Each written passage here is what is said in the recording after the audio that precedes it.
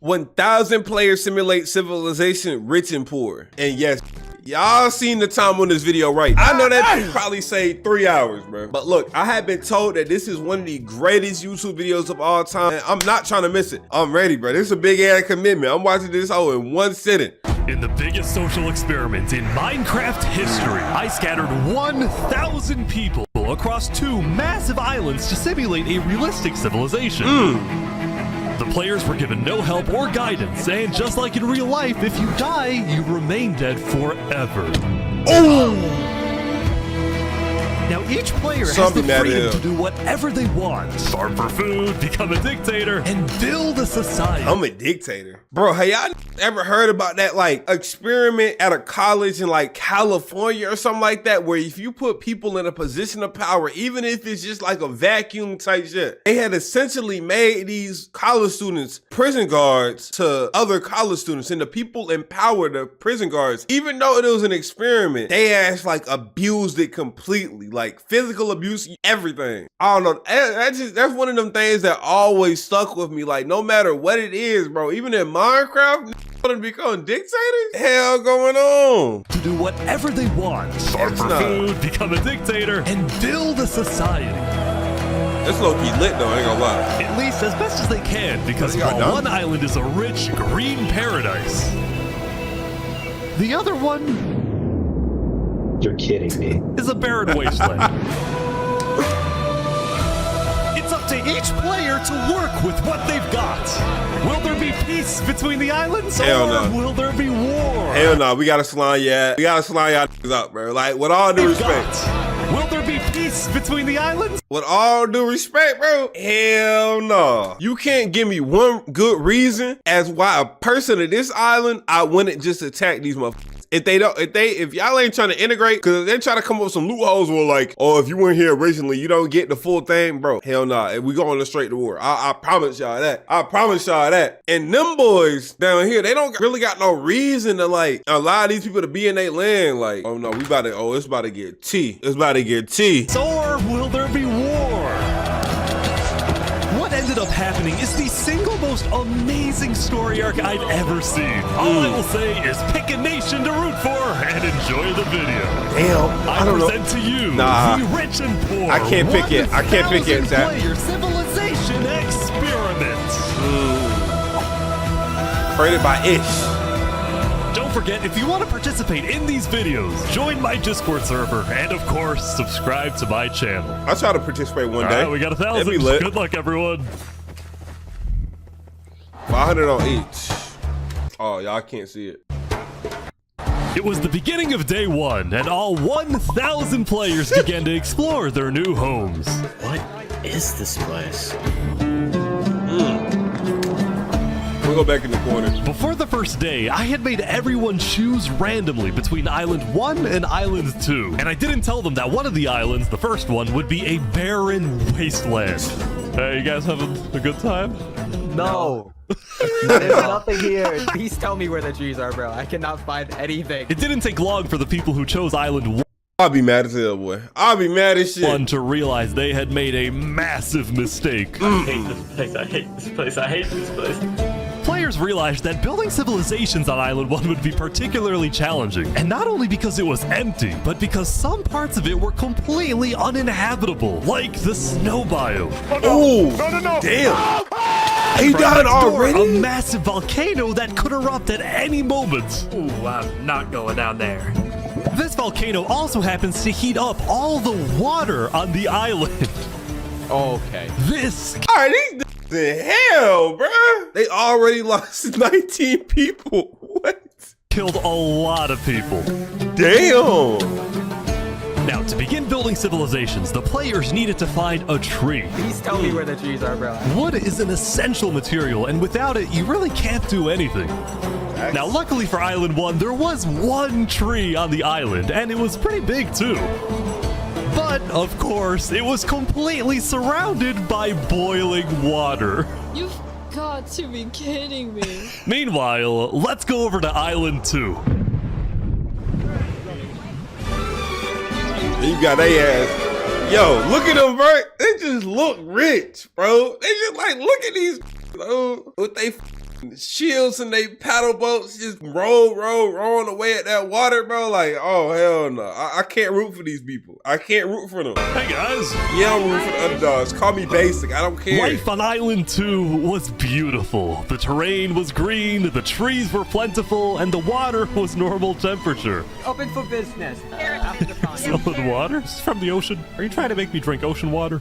No. The people on Island 2 immediately realized they had chosen the island of safety and wealth. You are literally a piece of gold. Yeah. The only real danger on Island 2 was the possibility of falling down from a tree as you're collecting wood. But some people found a way to even work around that. So you're planning to build a bakery. Yes, I am. And you're forcing your employees to go up and get oak? Oh, no. She forcing you to work up here. Hey, no. It's double carrots, triple carrots. I don't want say carrots. anything. I want. Yo, they got slavery in this bitch already. The hell going on? Unfair working conditions. Also, because of the vast amounts of trees, people were very quickly able to craft tools that allowed them to mine underground. Hello, Saps, you doing okay? Yeah, I mean, this island's great. So many diamonds already. Yeah, Wow. look at this. Yeah, I'm loaded. Overall, the people of Island 2 were thrilled with their new home, thrilled with their wealth, and they were very optimistic about their future. They ass is chilling.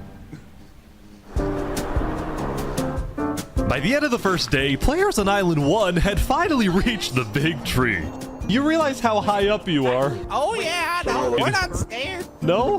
No pain, no gain. Island 1 was still pretty far from having fully fledged civilizations, but there were communities starting to form. For example, this player named Remy the Rats made a small restaurant to feed those who were starving. Remy the Rat, what are you serving them here? It's very popular. Bread? And you get Bread is, and you get none? what the frick? Why?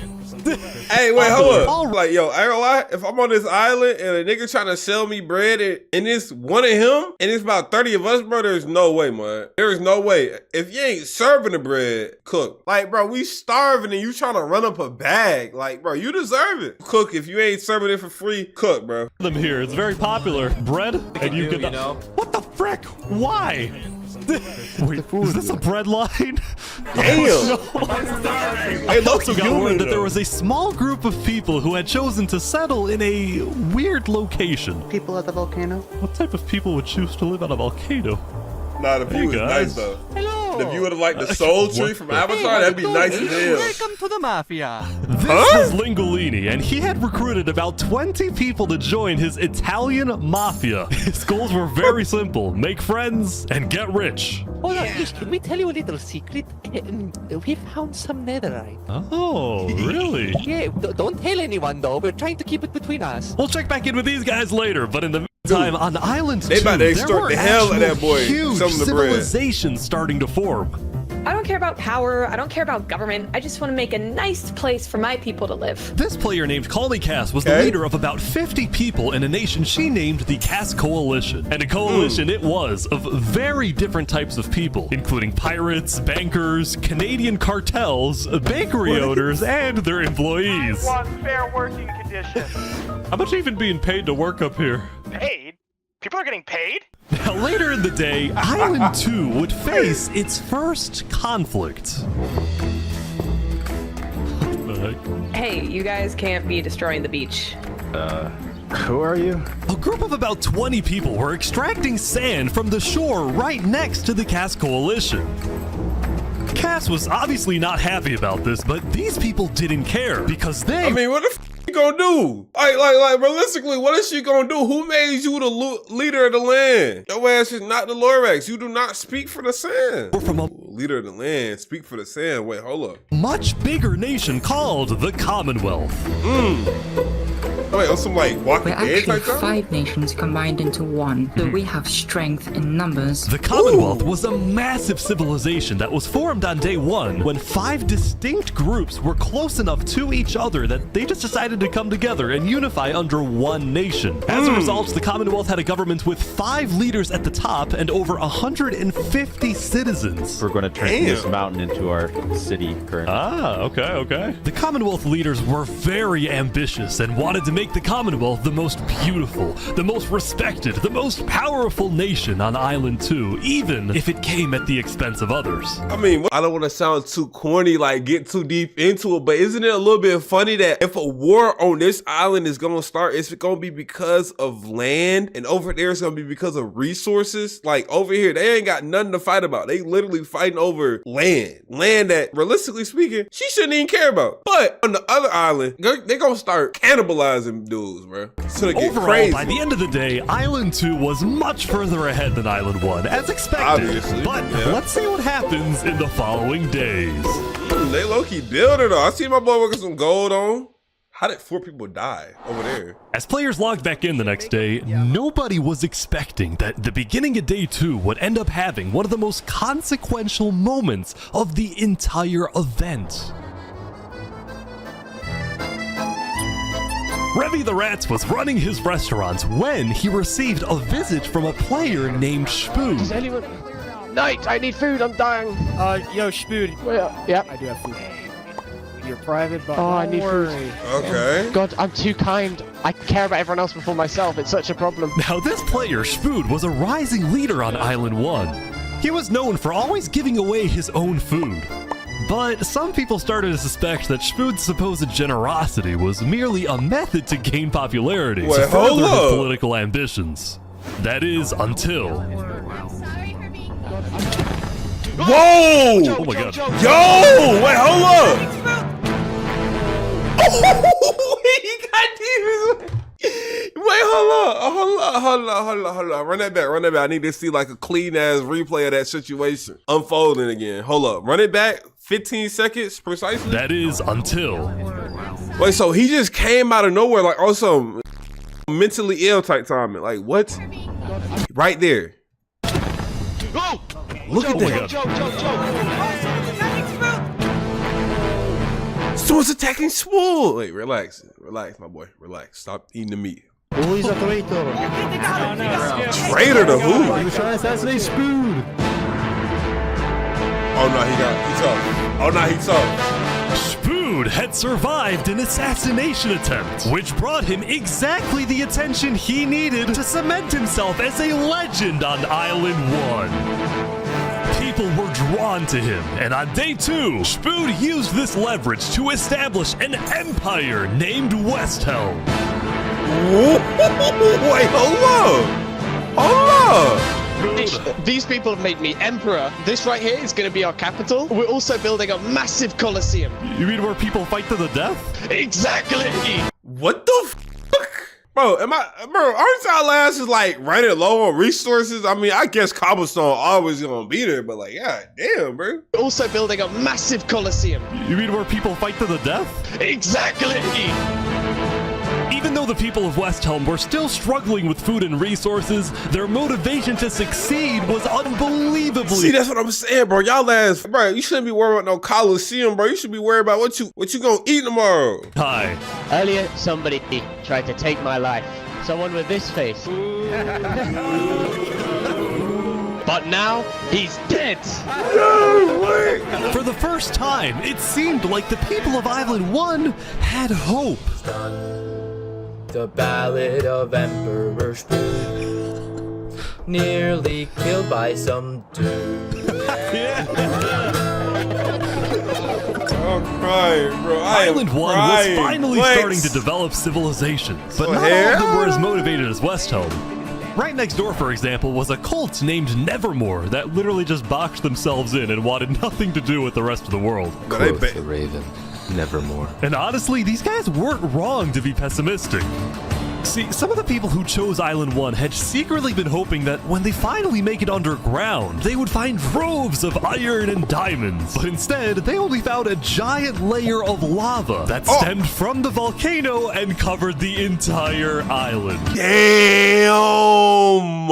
Motherfucker, I thought we were about to get a goddamn like Wakanda African twist going on, bro. I thought there would be mad shit under there. I guess that was too predictable though, because if they was predicting it, I was predicting it in silence. Like, I guess it's good it didn't happen then.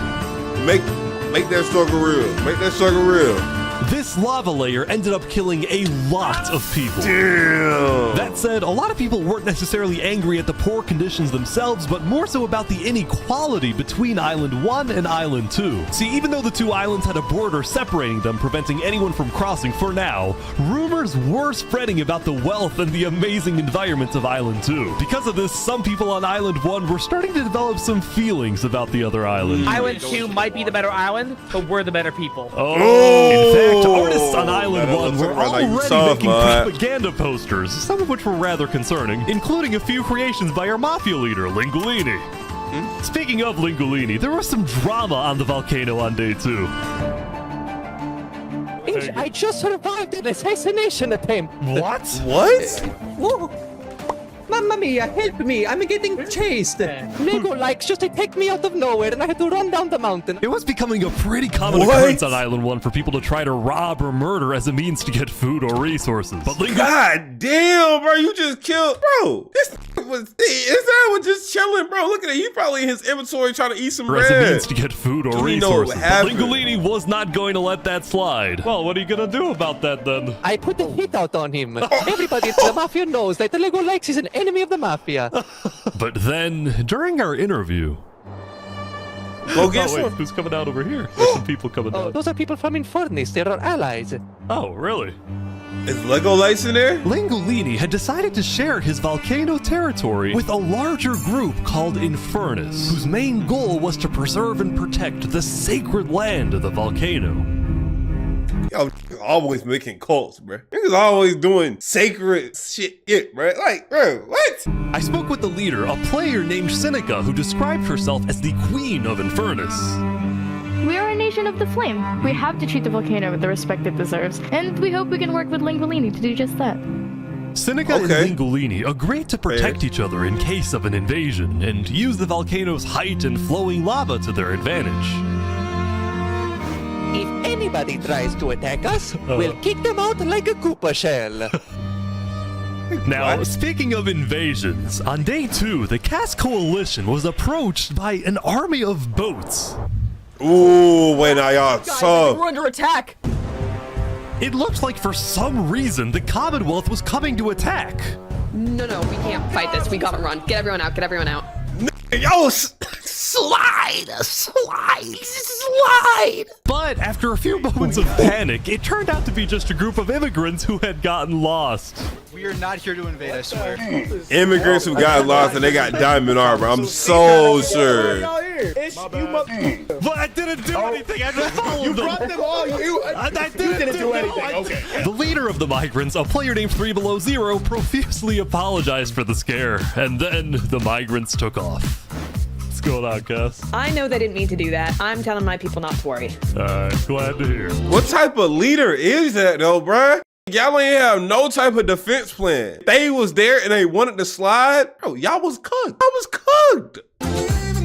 Like if they wanted to crusade. Now on day 2, players had finally realized that Island 2 was not technically an island at all, but an archipelago or chain of islands. The northern island was an optimal place to settle with open fields, trees, and wildlife. So naturally it had the biggest civilizations, including the Commonwealth, the Cass Coalition, and a huge kingdom named Tricolor ruled by a monarch named Jofiel. The red stands for the underground, the green for plains, and the blue for the coast. Okay, am I tweaking? Why do they always allow someone to become a monarch, bro? Why? Where is the democracy? These is becoming leaders off straight charisma? Like what? The center island, meanwhile, had pink cherry blossom trees and was the home of a small nation called Barbie Land.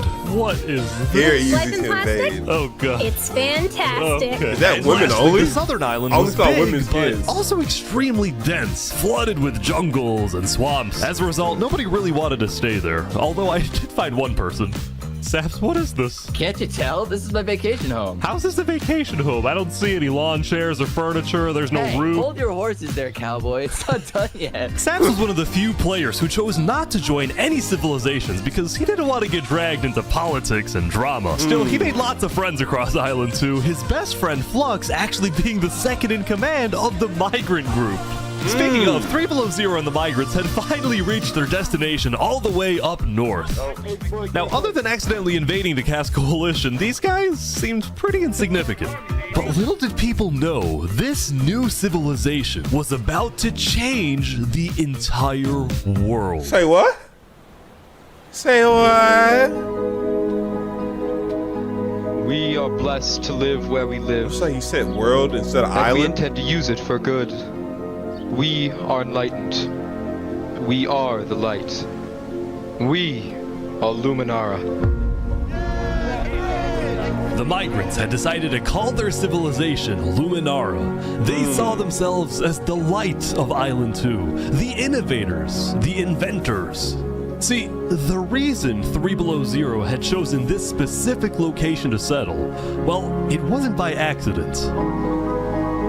After the first day, 3 Below Zero had used content and propaganda released by the people of Island 1 to estimate the location of the other island.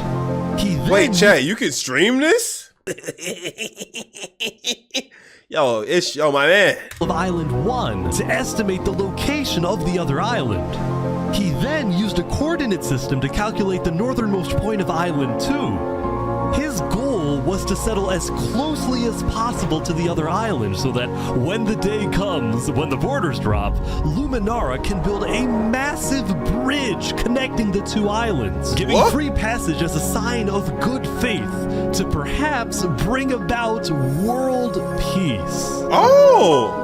But it wouldn't be that simple. The second in command of Luminara, Flux, as well as a few concerned citizens, did not want that bridge to be built. They had seen the Island 1 propaganda. I think that's a bad idea though. Like, oh my God, now it's gonna make me seem like I'm some type of bad guy. Like it's their fault that they're in a poorer island, but at the same time, bro, we got something good going on. I'm saying we, like I'm part of their island, but at the same time, y'all got something good going on over there. There's no reason to, how do I put this? Interact with them Hurons. They knew that people on Island 1 were angry. Their fear was that Island 1 would just use that bridge as an opportunity to invade Luminara and perhaps invade the rest of Island 2. Exactly, they probably feel the same way. Leading to a world war. That bridge is a bad idea. Moving up north was a bad idea. Island 1 is going to invade us, and Luminara is going to be their first target. What about the goal of world peace? I respect our leader's goal, but he's dead wrong. We shouldn't be trying to befriend our enemies. The way we're going to achieve world peace is by uniting Island 2 against Island 1. Oh! What if 3 Below Zero says no? What if they finish the bridge? Well, then at least they'll know I tried to warn them when Island 1 comes and kills us all. No, I ain't gonna lie, bro. I like what he's saying, but he said uniting him. We should be noticing the language he using. Uniting us. We should be uniting Island 1 against our enemies. They already feel like they're enemies. They ain't never had a conversation before in their life. Crazy. Crazy.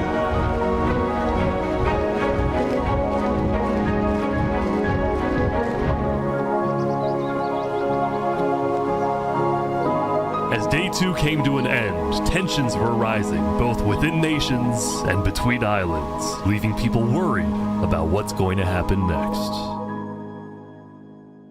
Day 3. They lost a couple. 28. Back at Everybody's getting their Island fun 1, now. I was watching a small group of pirates who called themselves Al-Karasina. Carasino, my friend. We're the baddest pirates around. Now, if you look closely, there was a person of interest hanging around with the pirates. Like, just they take me out of nowhere and I had to run down the mountain. Well, what are you gonna do about that then? I put the hit out on him. So to be clear, Lego Likes had a bounty on his head and he was hanging around pirates. Oh. You can probably guess how this ends. Yo, Lego Zanga's here. So is this is everything you guys got, huh? Not much. Oh, they about to slap him. Yo! Yo! They're boiling him! Oh no! Oh my gosh! Damn, boy! The Al-Karasina pirates had killed Lego Likes, but there was a small problem. Did you hear about the news? Yeah, I saw it, but we don't know who claimed the bounty. It didn't say it in the chat. Because Legolikes had technically died to boiling water instead of a player, Lingolini didn't know who actually killed him. But fortunately for the pirates, when a player dies, the dead player drops their own head, which the pirates believed would be the proof they needed to collect their bounty later today. So you're expecting a payment later? Yes. We expect. All right. Well, I'll go. Can you guys let me talk? By day 3, players had basically mapped out all of Island 1 and were finally starting to adapt to the environment. Day 1 was horrific. We literally had bread lines. Day 2, we're building a coliseum, a citadel. I am literally immortal. Yeah, they are glazing the hell out of him. Hey, what I want to know though is Linguini did say he's trying to run some Italian mafia. You know, if you watch any like mobster films, anything like that, you know how slimy the can really get. I don't think they're gonna get that payment. I think we about to see a little mini war breakout over that bounty, bro. If you ain't giving us some money, go. Hopefully that isn't foreshadowing. Emperor Spood was still the most powerful man on Island 1, and on day 3, he was invited to a big international meeting hosted by a charity group called the Blue Cross. We invited you here mainly to discuss plans in case the volcano erupts. What are your individual plans? A large bunker underground. Just not using flammable materials. We don't have any real plan, you know. What? You don't have plans? If that volcano erupts, you deserve to die. Yo. Emperor Spood had come in with good intentions, but it was there that he learned that he hates meetings. I'm gonna go there. When Emperor Spood left, the other leaders were unsettled. Was this guy really the figurehead of Island 1? Okay, we need a better representative. Then, basically right on cue. Elysium diplomats, follow me. Bodyguards. Sorry guys, sorry, I'm late. This is Benji, and he's the leader of Island 1's second biggest civilization, called Elysium. See, on day 2, Benji had discovered that toward the outer edges of the island, away from the volcano, the water isn't boiling hot anymore. So he founded Elysium, which literally translates to a place of ideal happiness. And he made the nation to give peace-loving people a chance to relax and get away from all the troubles of Island 1. Cross my name off the list. This is without rhyme or reason. Look at these Elysian guys swimming in the water. We were hoping that Lord Ish could summon a single mushroom cow. All right, if anyone drops a pufferfish in the next 60 seconds, I'll do it. What do I have to do? Yo. What do I have to do? The pufferfish. Quick. There it is. All right.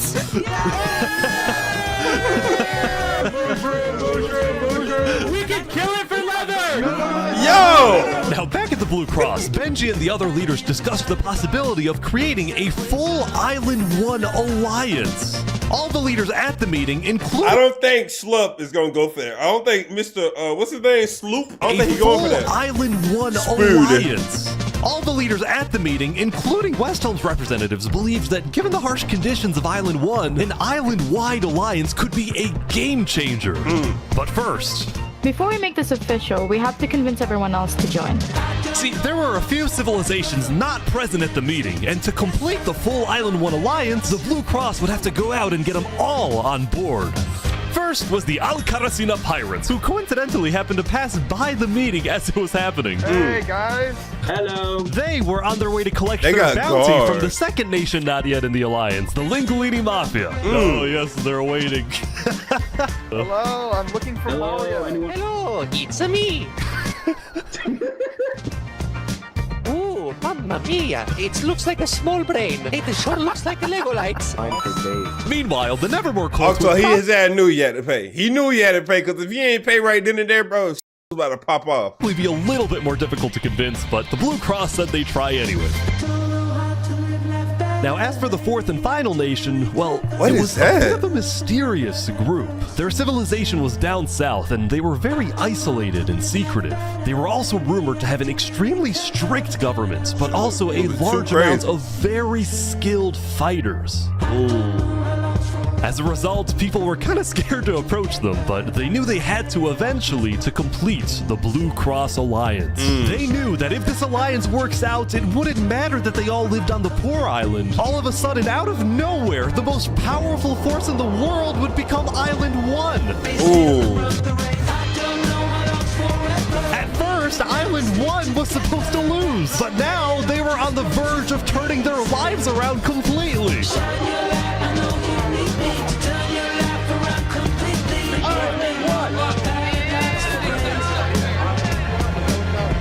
It's a vibe, I ain't gonna lie. The Commonwealth. We almost forgot. I think these are like the bad guys. I'm not gonna lie. Look at that. Wait, what is that? Wait. As you can see, there was a bit of commotion at the Commonwealth. They had just exploded their own land because of a miscommunication. What the fuck? What happened was one of the 5 leaders, Coraline, got the idea that the Commonwealth was planning to move east. So she started telling everyone to move. Thus, believing that they wouldn't need their old land anymore, one of the citizens just decided to blow it up. I thought we were moving. What? We're not moving. I'm surrounded by idiots. Overall, the Commonwealth was having trouble getting anything done because the 5 leaders were constantly fighting over power. Yeah, I was about to say, that's what happened with integration. You gotta dethrone each and every single one of those 5 leaders and have a new figurehead step up. See, there were 5 leaders, each with 1 vote. But because they were originally 5 separate nations, each with a differing amount of citizens, should the smallest faction's vote have the same weight as the biggest faction's vote? It is ridiculous that Armin's vote is worth the same as mine. I mean, I need about 50 people, and he has like barely 5. Yeah, I'd be mad as hell too.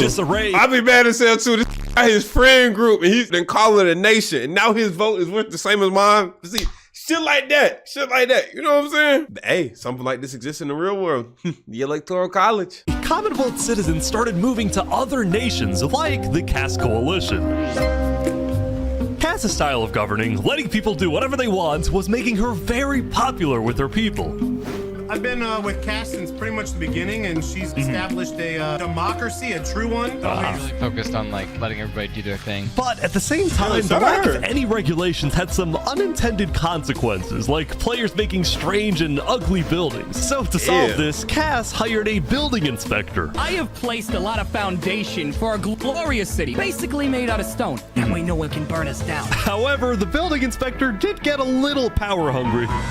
Going on here? He said he's gonna demolish my house because it's not up to building code.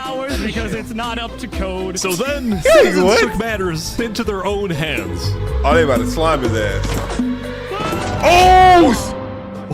Yo! Wait, who did that? I know y'all seen that. Look at the chat. Nigga said bozo. Look at him. Bro, keep eyes on this, bro. Keep eyes on Leo. Like what, bro? Anyway, on day 3, the biggest nations on Island 2 were still the Commonwealth, the Cass Coalition, and Tricolor. Tricolor was a medieval civilization separated into 3 regions, one of them being an underground city. Ooh. Oh my gosh.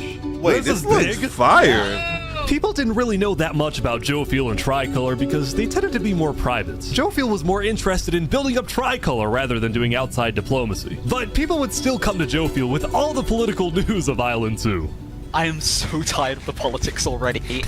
I've got some news. People are concerned with Aperion trying to colonize them. Who the hell is Aperion? Now, this particular rumor about a group named Aperion colonizing people happened to be false. Aperion was just a small town led by a player named Alkaline, and it was actually the only nation other than Luminara that directly bordered the ocean next to Island 1. That said, that the looks rumor beautiful. that Island 1 was uniting was true, which got some people worried, especially the 2 border states. So Jofiel invited over all the major leaders and diplomats of Island 2 for an emergency meeting. The only leader who declined was 3 Below Zero because he was busy building the Luminara Bridge. So he sent in his place his second-in-command, Flux.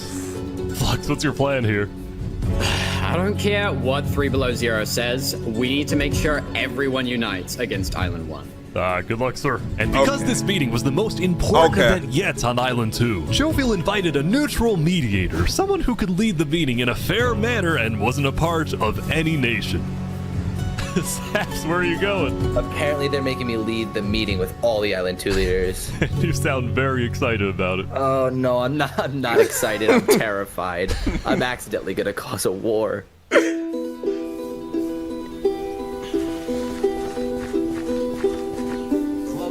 Alright, I think everyone's here.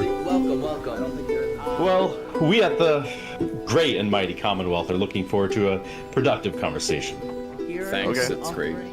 So, as the president of Aperion, I'm actually really worried about our town, which is why I'm proposing we all join a defense pact. If one of us gets attacked, all of us are under attack. Here, here. I can agree. Yeah, I like that. The fence pack. So basically, that eliminates the possibility of war, unless you can take out somebody in under 5 minutes to the point where nobody can run away. War is not happening. A battle is not happening under any circumstances. Because if you initiate the attack, bro, it's over. That's a good start, but if Island 1 attacks, say, Luminara, well, by the time you can even arrive to defend us, everyone at Luminara will already be dead. Which is why I think we need to focus our efforts on preventing an attack in the first place. An attack is inevitable. I'm just saying. Hold on, Flux. Let Jovial finish. Island 1 is starving. They're not going to attack us. They have bigger problems. And imagine for a second how quickly we could change their hearts and minds if, instead of treating them as an enemy, we send them aid. I think Joe feels right. We do the defense pact, but we also send aid to Island. Who the fuck are you and why are you on the table? Like, what? 1. Basically, we're ready for an attack, but we try our best to prevent it. I'm on board with that. I can agree to that. The Commonwealth agrees. Guys, no, this is ridiculous. Island 1 is literally making propaganda saying death to Island 2. They're jealous that we live in a paradise, and they're gonna invade us no matter what. And you wanna send aid to them? Guess what? They're gonna take whatever you send them. Food, armor, weapons, and they're gonna use all of that against us. Wait, now he's spitting though. I have a point. Hold on. Island 1 isn't evil. They're not savages. They just need help. You cannot be this naive. Well, there's a guy under the table. There's a guy under the table. Everyone is super on edge. They're worried about Guys, Island 1 is united. They have hundreds of people all aligned in the same goal, to kill us and take our resources. If they decide to attack any single one of our nations, it'll be easy. All they'll need to do is walk ahead, which is why we need to either merge all of our nations right now. We all choose a spot and combine into one civilization. Either that, or we attack Island 1 first. Whoa! You plan to kill what's crazy, Jovial, is you leading all of us to our death. Oh my god! He's so crazy. We can't do that. If we don't do this, it's the end of Island 2. Yo, these think goddamn a war to lead into a diplomatic conversation. Flux, we can't do that. That's crazy. Everyone, we can't fight. Let's just vote. All in favor of Flux's plan to treat Island 1 as an enemy, say aye. Aye.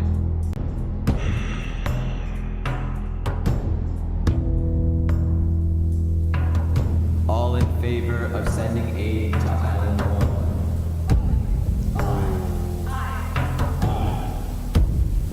Oh, wait. Wait, what was the final vote count? I was getting hype.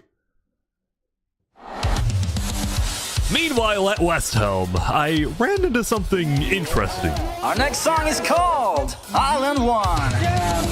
Oh my god. So you remember this guy? The Ballad of Emperor. Like, bro, this is crazy. He had joined a band that produced actual songs and then performed them all across Island 1. A barren wasteland island, a boiling water sea. Let's go.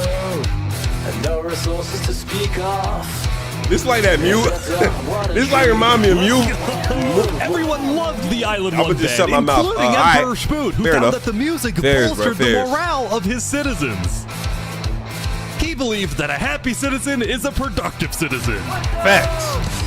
West Helm took us in and gave us a little home. Even though Emperor Spood was a chaotic figure, West Helm itself was the opposite. It had an army, a storage system, and a hierarchy, from Emperor all the way down to citizen or plebeian. And And of course, there was the Colosseum, which when imagine finished, being a plebeian though. Like, bro, I'm gonna keep it a buck. If I'm a plebeian, I gotta catch Spool like just lacking and just take him off. Like real spill. Cause yo, he can't be protected at all times, bro. He cannot be protected at all times. There's gotta be a little bit of a hole in his defense where he's just defenseless, bro. Gotta be, right? A major role in West Helm's justice system.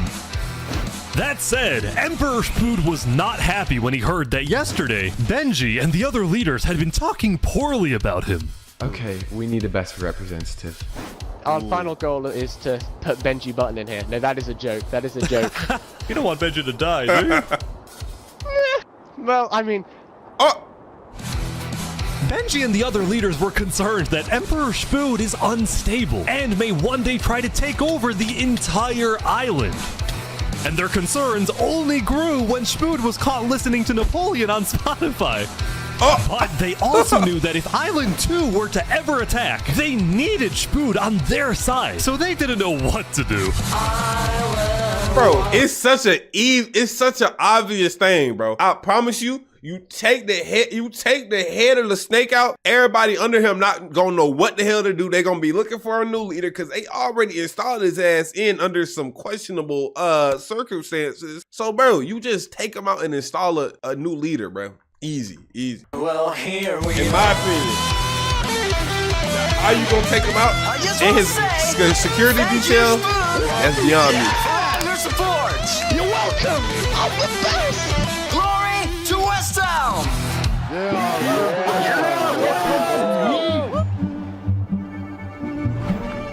Meanwhile, Seneca, the Queen of Infernus, had decided to begin building a massive castle for her people. A beautiful home over base the that volcano? would hover directly over the volcano. Yeah, you're a wild ass person. I'm gonna keep it a bean. Yesterday at the Island 1 meeting, a lot of leaders expressed worries about rumors that the volcano may erupt, and they talked about how they would each take different precautions. Everyone believed that the volcano was dangerous, except for Seneca, who had decided to take the opposite approach. It's all just paranoia. If we really value the volcano, we need to have faith it won't erupt.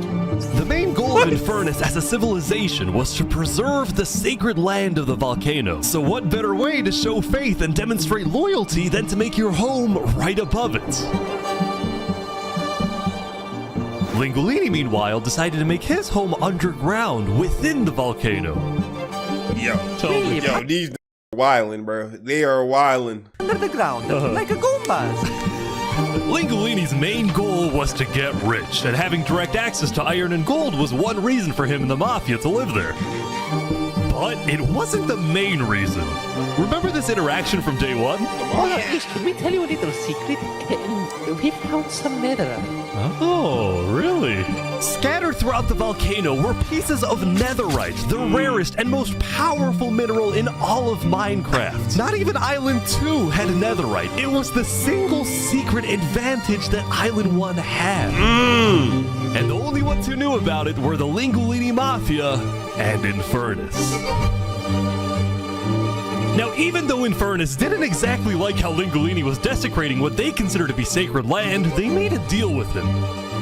The Mafia can keep mining so long as they provide Infernus with some of the minerals they find. The Mafia is getting extorted? Like, this is the most backwards junk I've ever seen. But Lingolini was unsatisfied. They want to use us. They want cheap labor. I'm not giving them anything. Lingolini didn't like how Infernus was basically forcing the Mafia to mine for them with nothing in return. So he secretly instructed everyone in the Mafia not to give Infernus anything.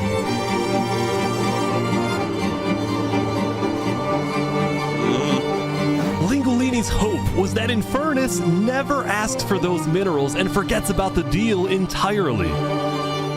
Otherwise, he would be in a lot of trouble. Like, why is the Mafia getting bitched? This That gotta be said, like the despite this Castanet conflict, Mafia. the rest of the Island 1 Can't be the unification Italian. effort was going very well. Earlier today, Lingolini had decided to join the Blue Cross Alliance. Thank you all so much for having me. The Alcaracina pirates were also eager to join, and surprisingly, so was Nevermore. there was only one holdout. Yeah, I don't know what This the hell they are. mysterious civilization was called the Covenant, and it was ruled by a dictator named Turntap. How are you elected exactly? By a vote of the people, or Nigga got a fucking mustache, bro. You know what that means? or the vote of Thick ass yourself? mustache. Elected. What's that? Turntap wasn't sure about joining the Island One Alliance because the people of the Covenant were generally skeptical of outsiders. They only took pride in their own nation, especially in their army, which was composed of really good PvPers who weren't above using torture to get their way. Are they drowning this guy? What? Now, I felt a little bad for this player, so I threatened the Covenants. Covenant uses water torture. I'm reporting this to Sidefall News. No, don't go to side. So I went to the local news reporter. Sidefall, I have a story for you. I just caught the Covenant waterboarding one of their own people. Oh. Well, I'm paid off by them, so I don't really care. What? Dude, it's free money. You know what? It's called a business for a reason. It's not for profit, okay? Sidefall ran a news business with questionable ethics. He was also known for making up fake stories, writing things like, "The lava is rising," just to sell more papers. That said, earlier today, he had made a legitimate discovery that could devastate the entire island. Island 1 had a lot of known dangers, from the lava layer to the boiling. I think the lava is rising day by day, block by block. I'm gonna make that my prediction. But there was one last danger that nobody knew about until now. The warden? Ooh!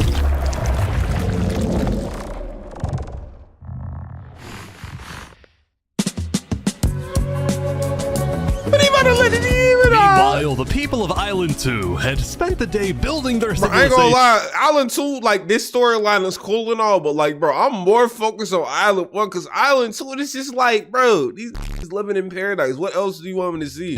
And having a good time. In my opinion. Yesterday, their leaders had voted that whenever the border drops, Island 2 would send aid to Island 1, hoping this gesture would lead to peace. But not everyone agreed with this approach. It's the end of Island 2. Yeah, I feel like there's gonna When be Flux three returned sides to home the to story. Luminara, 3 Below Zero was furious at Flux for causing chaos at the meeting and for going against Luminara's values. 3 Below Zero, as the leader of Luminara, was actually heavily in favor of sending aid to Island 1. The whole point of the Luminara Bridge was to make peace with Island 1, not to start a war.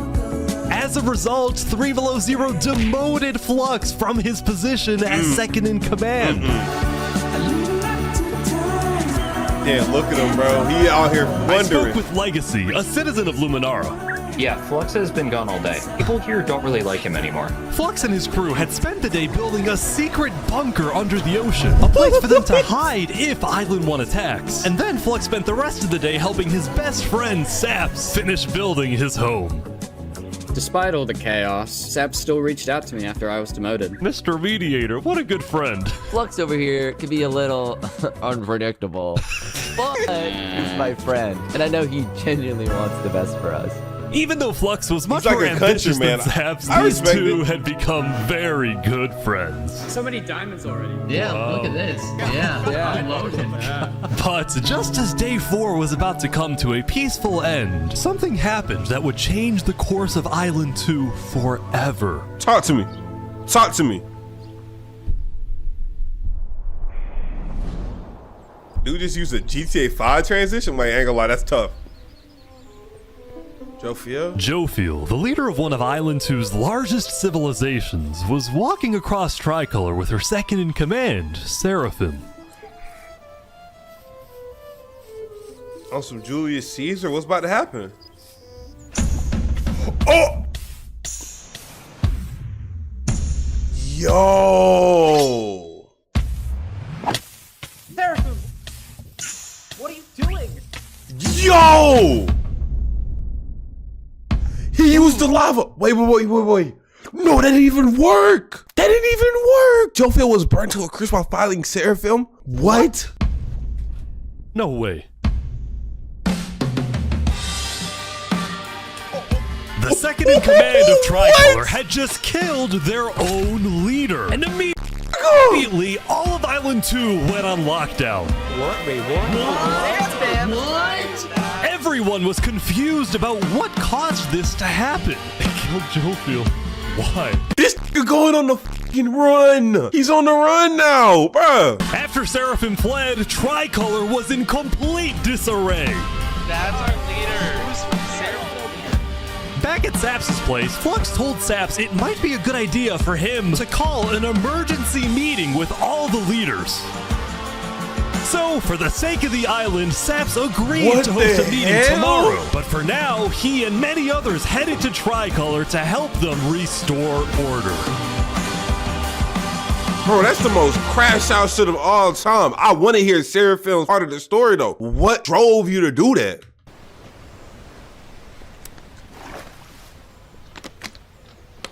Like, you obviously, as soon as you hit him with that sword, bro, you knew you wasn't gonna get any type of power. So what did you like, what was there to gain? Maybe if the died by like lava, they wasn't gonna think anything of it, bro. But yo, he literally died while burning in lava, fighting you. Like, come on, bro.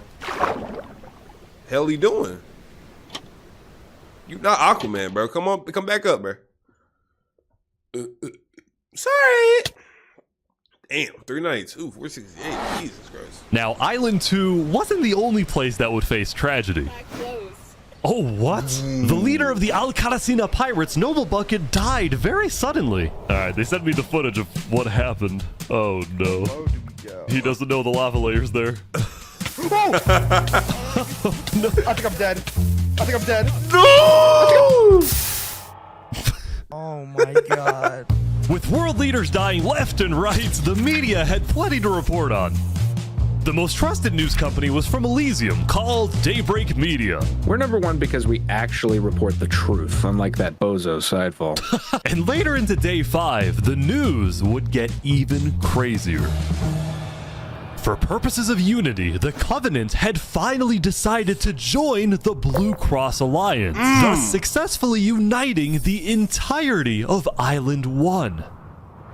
But right away, the strength of this alliance would be tested. Earlier, a citizen of Infernus had accidentally told someone outside of Infernus that there was netherite in the volcano. Oh, no. And this news spread all across the island. Oh, y'all ass about to get conquested, bro. They about to manifest destiny all over y'all, bro. Oh, hex nah. This was a disaster for Infernus and the Lingualini Mafia, who had been trying to keep the existence of netherites to y'all about themselves. to get tried for treason. Damn. Immediately after hearing about the netherite, the Covenant sent a mining expedition into the volcano without telling Infernus. And lo and behold, they confirmed there was netherite. Oh my. Because the Covenant had a scary reputation and a ruthless army, Queen Seneca of Infernus felt it was in her best interest to allow the Covenant to mine. So now they getting bitch, bro. Like, what's Seneca up of with Infernus this? felt it was in her best What's up with this? So Seneca and Furnace was bitching the hell out the Linguini Mafia, and now they getting hold by the fucking Covenant. Bro, interest to allow what the is going on Covenant this to mine. island? Who But next? when bro? other nations like West Helm started asking if they too could mine in the volcano, Seneca said no. People are saying we're being selfish. They're the ones being selfish, trying to take our resources. Your resource? What is this land promised to you 2,000 years ago? What are we talking about? What are we talking about? Island Like 2 what? is rich. We are not. Now with netherite, we actually have a chance of evening the playing field, but the volcano people are hogging it. Before any fighting could break out, the Blue Cross quickly reached out to all the leaders and told them to put this issue on hold. We're inviting everyone here tomorrow, so we can all talk this through peacefully. Okay. We're Island 1. We cannot afford to have a war over some mineral. All right, so what's gonna happen is, if I'm in Island 1 right now, I'm telling you right now, bro, if y'all don't skedaddle and let us mine there, bro, it's gonna be problems. That's just simply put as I can put it. There's gotta be problems, bro. That's not your minerals. Simply put, in my opinion. Meanwhile, Island 2 was still processing the death of Jophiel. Even though I was just a farmer, you know, you still made me feel important. Saps would invite all the leaders for a meeting later so they could coordinate a hunt for Seraphim and discuss their plans for when the border inevitably drops. Now, after Jofiel's death, Tricolor had lost a lot of its power, which left the island with really one dominant nation, the Commonwealth. But remember from day 3 how the 5 Commonwealth leaders were in constant fights with each other? It is ridiculous. I've been wondering about this for a minute too. Well, this all came to a head on day 5 when one of the leaders was caught plotting to take control of the entire Commonwealth. So, another Commonwealth leader then paid an assassin to, well... Oh my god! Yo! What? We just witnessed murder! After this, people from the Commonwealth lost even more faith in their governments. This Commonwealth citizen went to the Cass Coalition to complain to Cass directly. I got information that there might be netherite on the other island. My leadership said, quote, netherite is useless. Netherite is, of course, not useless. I think that's a foolish statement. As the Commonwealth erupted, the Cass Coalition thrived. But they did have their own problems. Is this your employee? Yes, he is. That implies I get paid. Is he not getting paid? Skip out on work. You hear this woman? Earlier, What Daddy had ditched work to attend a party in Barbie Land. So as punishment, his employers forced him to risk his life and chop down one of the tallest trees in the Cass Coalition. What? He's asking for help. Yo, bro, they is hoeing this dude, bro. No fun in the Cass Coalition. Yell louder. I can't hear you. You're so far up. You have to get closer to the ground.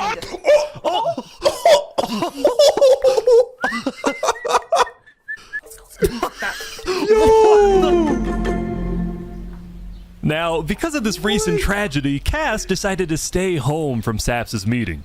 That said, every other major leader was now on their way. Asian chat, bro, you literally the reason As the he leaders died, and bro. representatives arrived, there was one person who would be notably absent. I just picked a dude name with Wood Daddy, like what? Banned from attending the meeting. Before the meeting started, Flux called me to his underground bunker because he had something, quote, important to tell me. Flux, what are you gonna do? Well, first, let me just explain. I'm not allowed to attend this meeting because the leaders of this island are utterly incompetent. Wait, They Sap can is a see spy. that Island 1 is gearing up to invade us. And their response is, let's give Island 1 more gear. It's completely brainless, and it's going to result in all of our people dying. So, you got a plan? I had a plan, but nobody listened. They all voted against it. Look, we can still save this island, but the current leadership has to go. But 3 Below Zero ain't even like that though, bro. Is he talking about everybody? Has to go. Wait, what does he mean has to go? I'm actually confused. They showed a shot of 3 Below Zero, but bro, he's not even in leader of this entire thing, bro. Is he about to?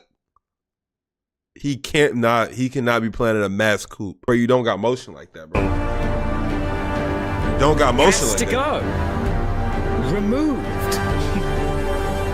Oh. And I'm done waiting. Oh. It's Wait. gonna happen today. Wait, TNT under the thing. TNT under the thing. No way. No fucking way. Welcome. Thank you all for coming. We have a lot of very important stuff to talk about. This the fucking terrorist. During the first meeting, there was one person there who actually understood what I was saying. Seraphim reached out to me, asked me if they could help in any way. Wait. What? I told Seraphim to kill Jofiel. What? And today, we will finish the job! What?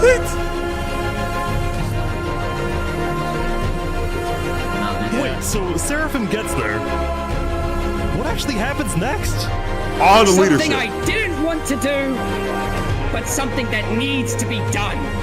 I'm going to save this island by any means necessary. Wait. What is he gonna do? I think it's gotta be TNT.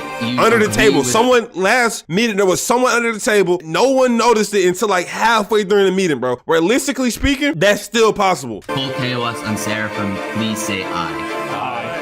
Are you sure this is gonna work? I don't know, but We have no other choice. Is Seraphim just on a mission? I have something to say. Is there a possibility, any possibility, that the assassination of Wolfram and the assassination of Jofiel by Seraphim is any way connected? They made a mass tragedy to get all the world leaders in one place, but Cass isn't there. Is there a conspiracy going on right now? Do we think that's a thing? Are leaders safe? I have reasons to believe that leaders are not safe. Flux, do you feel any guilt doing all this? Well, part of me feels bad for Saps. I also don't think No the way. leaders are safe. What do you mean you feel bad for Saps? He has no idea what's about to happen to him. Dude. But if you had to betray one person to save 1,000, would you? No f***ing way!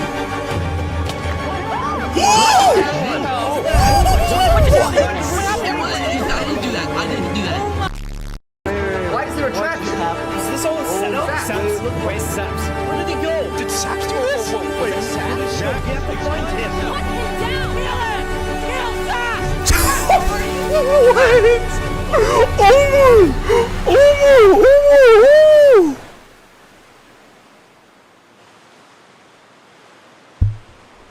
Oh no, that was tough. What the f?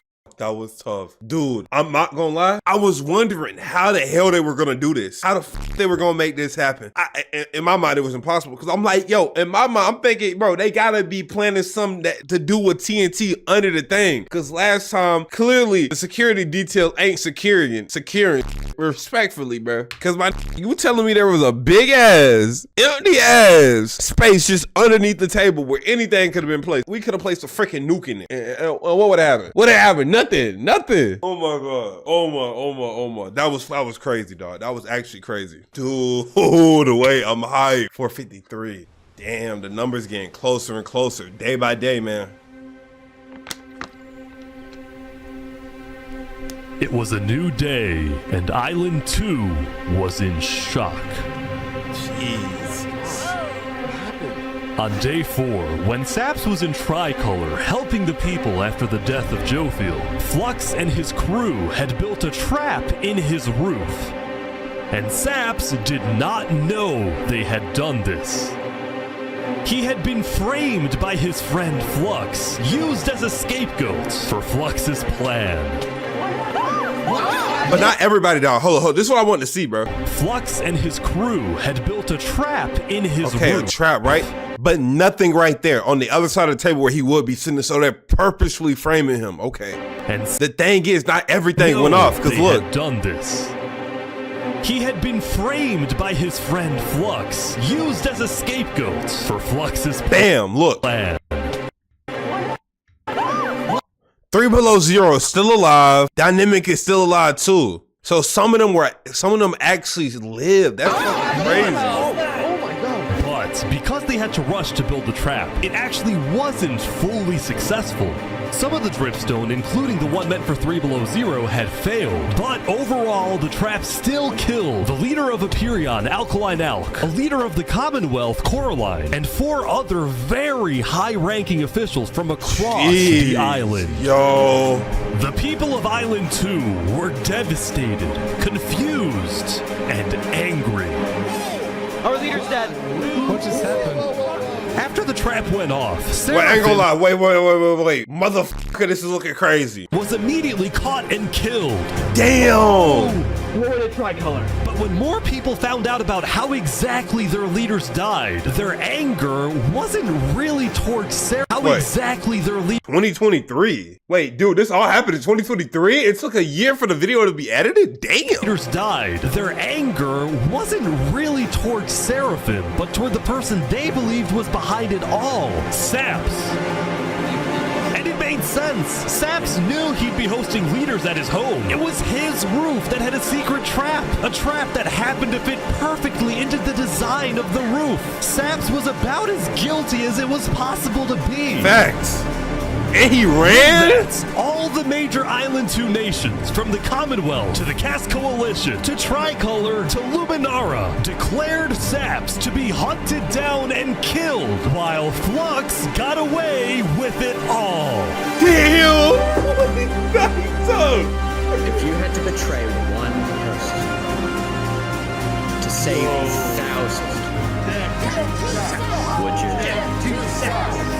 And on top of all of this, at the beginning of day 6, it was announced that tomorrow, on day 7, the border between the 2 islands will finally fall. Oh my god. Oh my god. Oh my god. Both islands now have 1 day to prepare.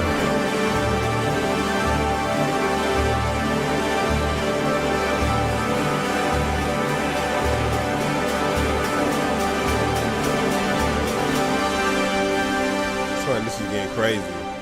This is getting crazy. A day left? What?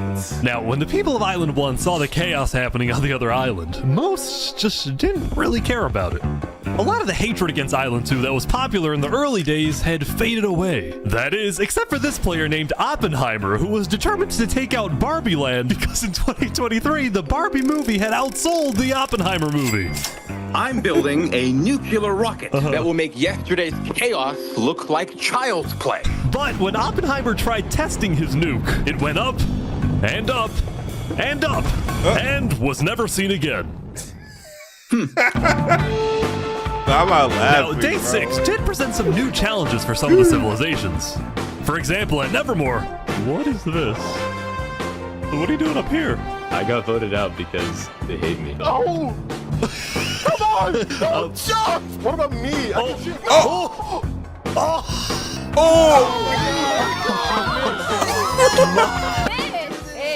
What? I didn't do anything. I blame Ish. Meanwhile, at Elysium, I hate being a leader. Everyone here is so stubborn. Benji was having trouble getting laws passed because his people kept opposing any changes that threatened their peaceful lifestyle. The people of Elysium were generally skeptical of government officials, sometimes even holding trials against them. Although this particular trial did not go to plan. Guys, somebody stole Gerald.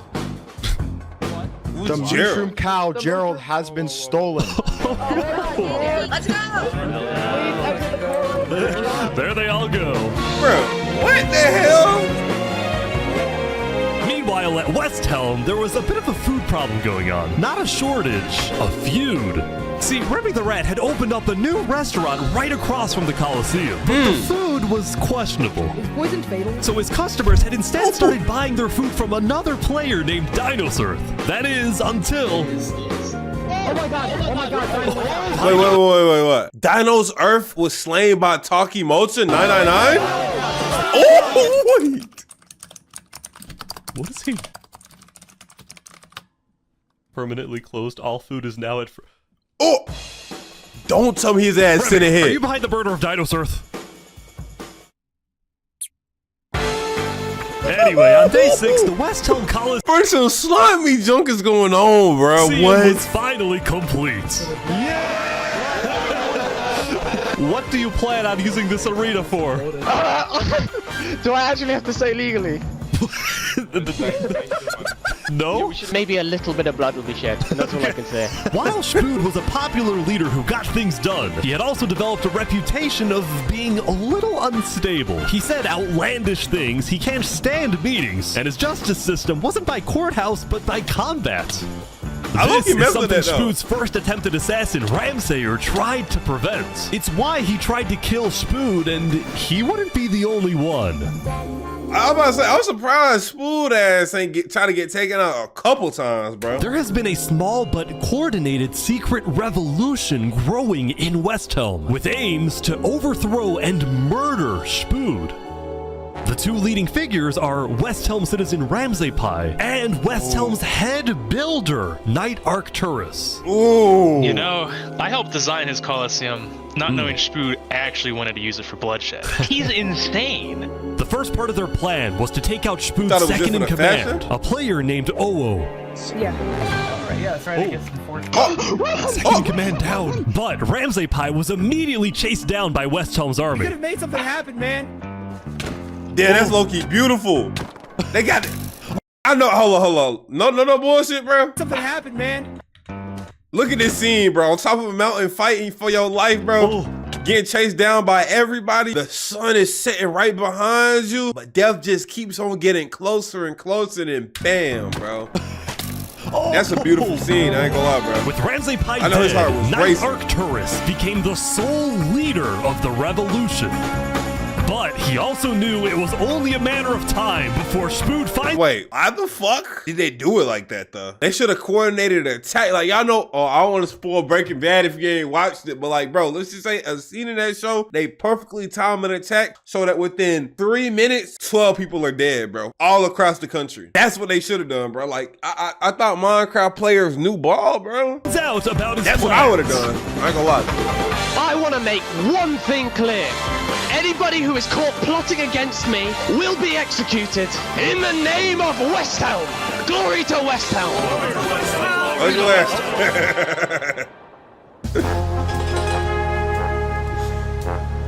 Now, before the border drops, the Island 1 leaders all met to discuss what to do about the Netherites in the volcano.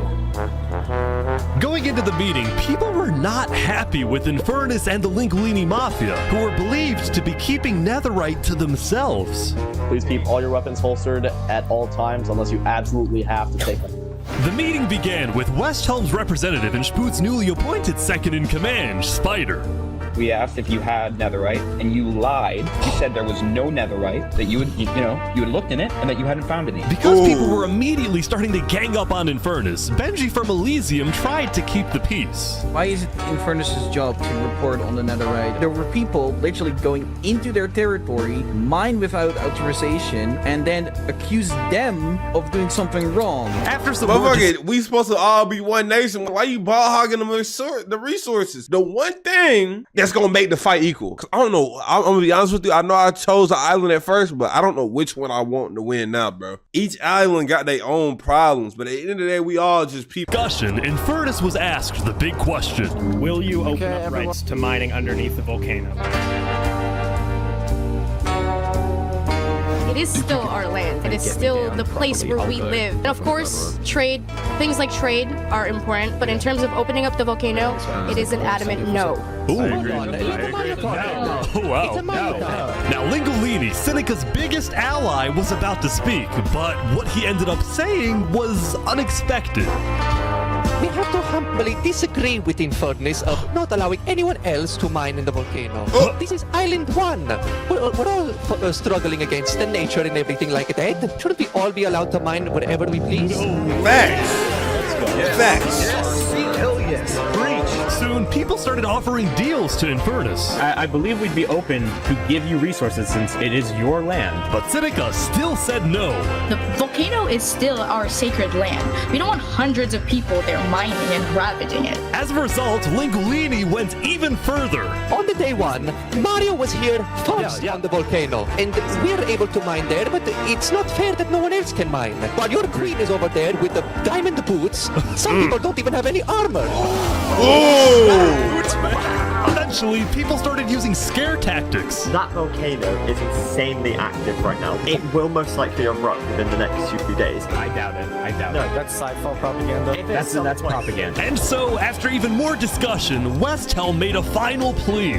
We have a representative from every single nation on this island. You have an opportunity here to unite us all, or you have an opportunity to totally destroy that unitedness. But Seneca still wouldn't budge. For now, it's a no. So, Lingolini made a big announcement. Mario has a large chunk of territory in the volcano. The Linguini family declares independence from Infernus. It will open mining to anybody who wants to mine. Hey, Seneca, ball hog as hell though. I respect it, but like, come on, bro. Realistically speaking, she wasn't even there first, like Mario said. Just saying. Seneca had left the meeting, furious at Lingolini's betrayal. I wish we had a better outcome, but this meeting's adjourned. Hey, that's a good outcome, though. What you mean? What you mean? And like, ooh, what you said? Saps, what just happened? Dude, what just happened? Every leader in front of me just died. And you had nothing to do with it. It wasn't me. Someone was in the roof. I'm getting framed-ish. Following yesterday's trap, Saps was on the run, as he was now the most wanted and notorious criminal on Island 2. I'm screwed. What am I supposed to do? He had no choice but to hide amongst the dense jungles and swamps of the southern island. But he also knew that the longer he hid, the more guilty he looked. So earlier, he had decided that he would turn himself in under the condition that he is given a fair trial. Okay, that's a good idea. That's a good idea. Flux, meanwhile, was satisfied with the success of his plan, but it wasn't over quite yet. We got 2 leaders left to kill. Call me Cass, and of course, the guy who demoted me. And because Seraphim was dead, Flux sent another member of his crew to take care of the job. Oh no. You gotta send 2. You gotta send 2. You just can't send 1. 1v1, that's bad scenes. Oh no. Oh! There we go.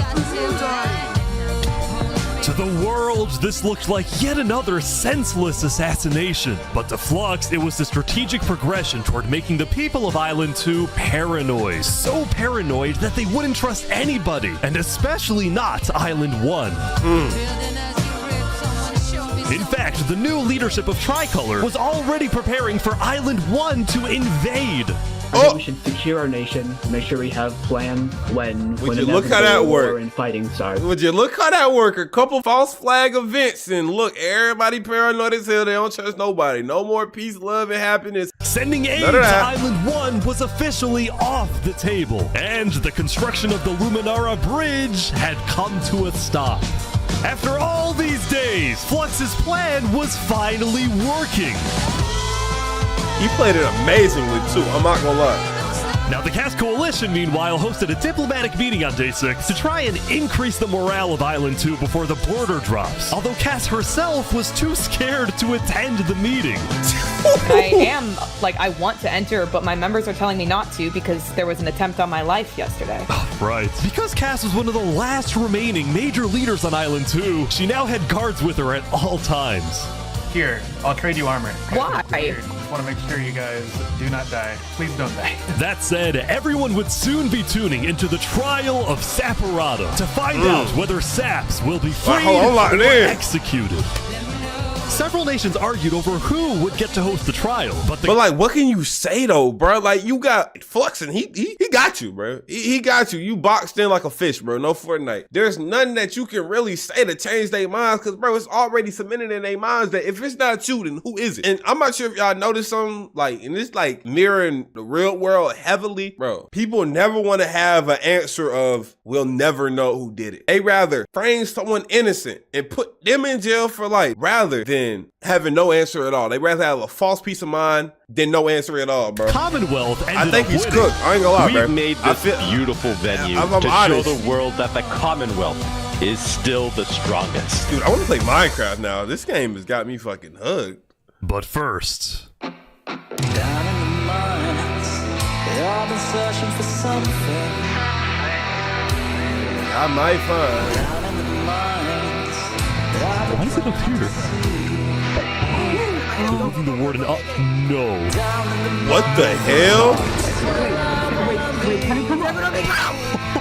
What do they gain from this? They're bringing it to the surface. What the?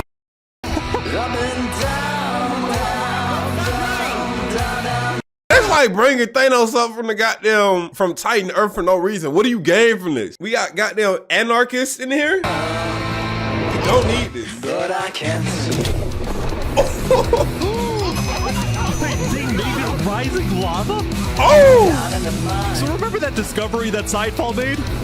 Well, it was a warden, also known as the most dangerous creature in all of Minecraft. Damn! Sidefall had then renamed the warden to Rising Lava, so that when he was accidentally killed by it, the entirety of Island 1 went into a panic.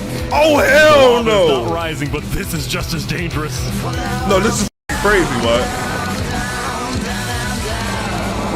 That boy about to reap hell on y'all.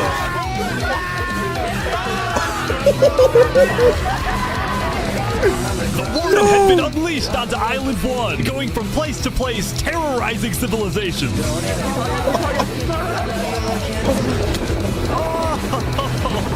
my God.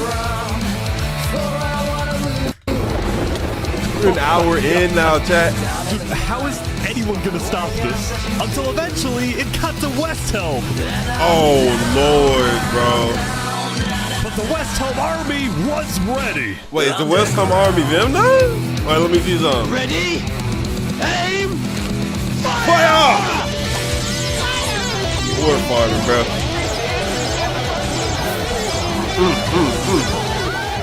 I ain't gonna lie, I've been in this game for like 7 days, bro. I'm not trying to die my rising lava. Are you crazy?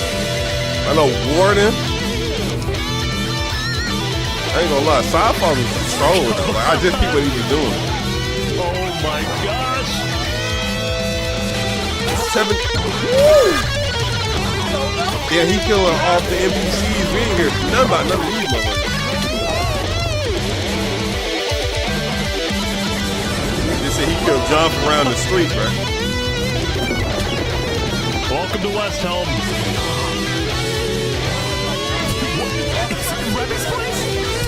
No! Oh, they trapped it.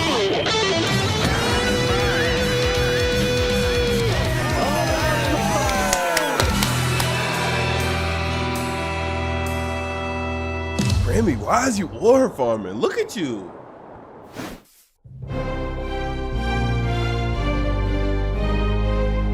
The defendant Saporata is accused of 7 counts of murder, including the murder of Jofiel, the murder of Alkaline Alk, and the murder of our very own Coraline. I will hear the prosecution's argument, followed by the defense, and then I shall make my ruling. Okay, guys, I feel really unsafe for now. Let's see. Prosecution, go ahead. Your Honor, Saps constructed a meeting hall which contained the deadly trap, pointed at everybody but himself. As a prelude for the meeting, he had his accomplice, Seraphim, assassinate his leader before running to the trigger, ready to pull the trap. He then fled the scene after the trap went off, just long enough after faking his surprise. He is not only a cold-blooded murderer, but a terrorist. The prosecution then called a survivor of the trap, Zekor, to the stand. We know after investigating that only one seat had no trap. Can you identify who was sitting in that seat? It was Saporata. Right, it's so good. Built the meeting hall with that seat. It's so cooked. It was so cooked. It's so cooked. You killed our leaders. You destroyed our island. May your death today satisfy us all. Then it was time for the defense, for Saps to give the most important speech of his life. All I ever wanted for this island was peace and cooperation between the nations. The loss at the meeting yesterday was extremely devastating and came out of nowhere. But I can tell you right now, I'm innocent. It wasn't me. The leadership in Luminara helped me build the meeting area. He's gonna expose them. And we're the only people who knew about the area before the leadership meeting. That includes the prosecution himself, Thomas 5200. Gotoga, Hive Rotation, Snowbird 334, and their ringleader, Fluxion. When I left to gather the leaders for the meeting, they must have snuck into the roof of the meeting to make the trap. You sound like a conspiracy theorist, bro. I thought I can trust the most used me for their malicious intent and killed the leaders and blamed it on me. Saps had figured out he was betrayed and framed by his friend Flux. Bro, you should have never let that loose end happen. As soon as, oh my gosh, dude. Flux, I wanted to see you win. I wanted to see you win. All you had to do was not leave this loose end just flying around, walking around, sneaking around. All you had to do was go on the hunt. Go on the hunt, kill Saps, and then bam, bro. History is always written by the victor. You write history now. Now that, oh my God. He would end up making a critical mistake. I find it rather interesting that Three Below, the leader of Luminara, is one of the only people who survived the trap. I find that rather interesting. What about it? The trap too! Well, Saps falsely assumed that 3 Below Zero, the beloved leader of Luminara, was also behind the murders. And with that mistake, Saps turned everyone against him. Damn! Is that all you have to say? I guess. All right, I'm ready to make my decision. Judge Timebomb, find Saparata. Guilty on all counts. Saps is to be taken to the top of the gauntlet and executed immediately. Yeah, he's cooked, mud. You're cooked, mud. Damn, he low-key had a good read, too. He had a good read, man.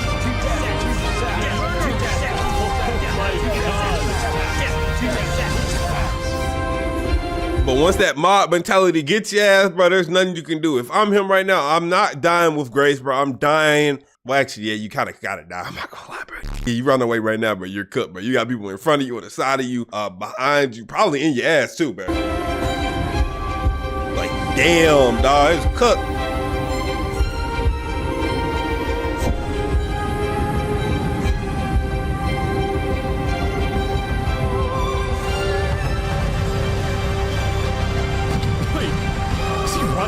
Oh, bro, you're cooked. You're cooked. No way. I mean, 7 days worth of. Wait, run. Wait. Bag work.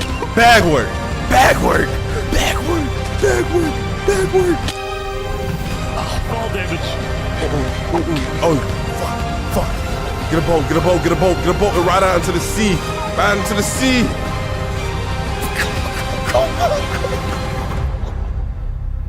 Where'd he go? Bodyguards. Oh my! Did he actually get away? You gotta be kidding me! No! No way they let him go away again. though. There's just no way.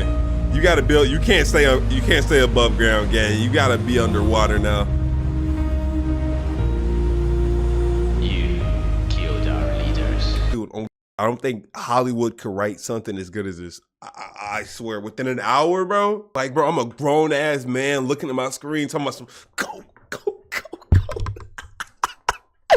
I look like a goddamn cheerleader. You destroyed our island.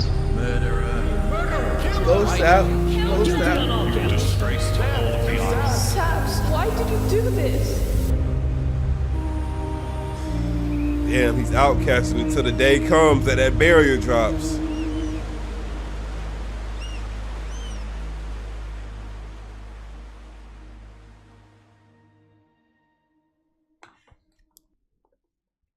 Day 7.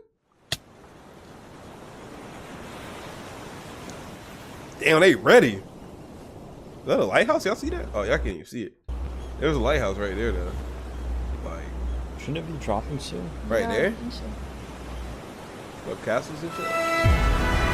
Ooh! Damn, they was ready, too! It was day 7, which means the border had officially dropped. At first, people were kind of in awe. Whoa, this is beautiful. Going from one island to another after all this time was a major culture shock. Bro, I ain't gonna lie, on everything I love, looking at the islands with shaders on and now looking at it with vanilla texture, bro, I'm not trying to see this. Island 1? Whoa. And as expected, Island 1 people immediately started taking resources from Island 2. Like Fuxia has said, they're taking the sheep. But the flow of resources wasn't all in one direction. probably going to take some gravel back to Island 2. We don't have a lot of it. Still, as people from the two islands started meeting for the first time, they were surprisingly friendly to each other. Like these two who made a tunnel connecting the islands from underground. This is amazing! We've linked Island 1 and Island 2. For the longest time, Island 2 feared an invasion by Island 1. But on day 7, that fear completely disappeared. Well, damn. Maybe I was wrong too. I thought it was going to be on Demon Summer. It became very clear that Island 1 had no interest in war. Instead, they were just happy that they could finally enjoy Island 2 for themselves. The water isn't boiling. That said, at the beginning of day 7, Lingolini made a big decision. He had decided to move out of the volcano and relocate his entire mafia to Island 2. See, this is much more organized than Island 1. After yesterday's netherite meeting, which got a little heated, Lingolini had legitimate fears that Infernus might seek revenge against him. So, hoping to live a more peaceful life, Lingolini went far away and settled in the Cast Coalition. That makes sense. So you're the leader of a mafia, I've heard? Yes, we are, but we might do some rebranding over here. Are you guys, like, violent?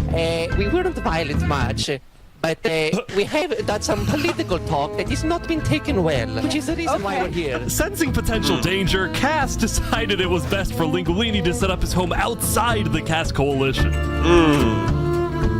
Fair enough. You gotta protect your people at the end of the day. Fair enough. Bigger than ever before. On day 7, Cass hosted a funeral for the deceased Wood Daddy, and over 100 people across both islands showed up. We are gathered here today. Trying to act like you ain't like all that wood gathering, bro. Your name Wood Daddy, bro. Kindness in our community. Fuck you.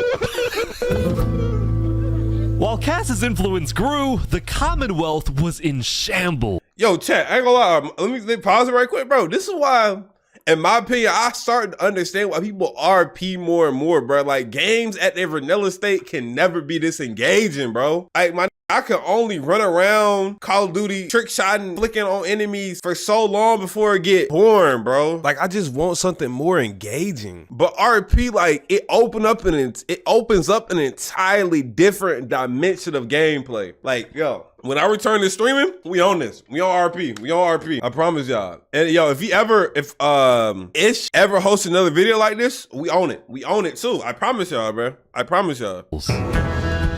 Saps' trial yesterday was a disaster for the Commonwealth. Island 2 had entrusted the Commonwealth to run the trial of Saps. So when Saps escaped his execution, people lost all faith in the Commonwealth, fake which demons, at one point meet was the potential most man. powerful civilization in the world. On day 7, most of the Commonwealth leaders resigned, leaving just one player, Sitzkrieg, as the sole ruler of the Commonwealth. We're actively searching for Saps right now. We will restore honor to the Commonwealth.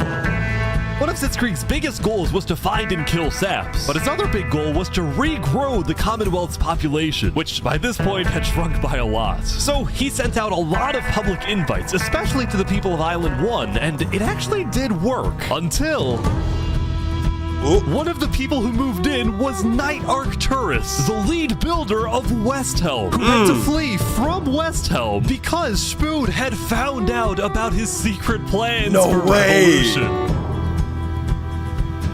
Yeah, the Commonwealth is letting us hide out here. So as long as Spood doesn't find us, we should be okay. Now they harboring fugitives. Now we got extradition laws. Speaking of fugitives, the world's biggest fugitive, Saps, was back to hiding in the jungle after miraculously escaping from his trial, although his spirits were quickly fading. Everyone thinks I'm a murderer. I just don't know what to do anymore. No way he's hiding in the Saps jungle, knew that though, Sitzkrieg and the Commonwealth soon planned to scout the entire southern islands to hunt him down. So on day 7, that makes sense. Saps No one's decided there, that though. his best bet was to leave his home island and flee to Island 1. Makes sense. Makes sense. But it wouldn't be so easy. Because the border had just dropped, people were constantly going back and forth between the two islands, which means traveling by sea could be dangerous. So Saps decided on another method of travel. he went to the place where he was least expected. What? Oh! What? He's trying to use the bridge. That's a dumb idea, is it not? No way.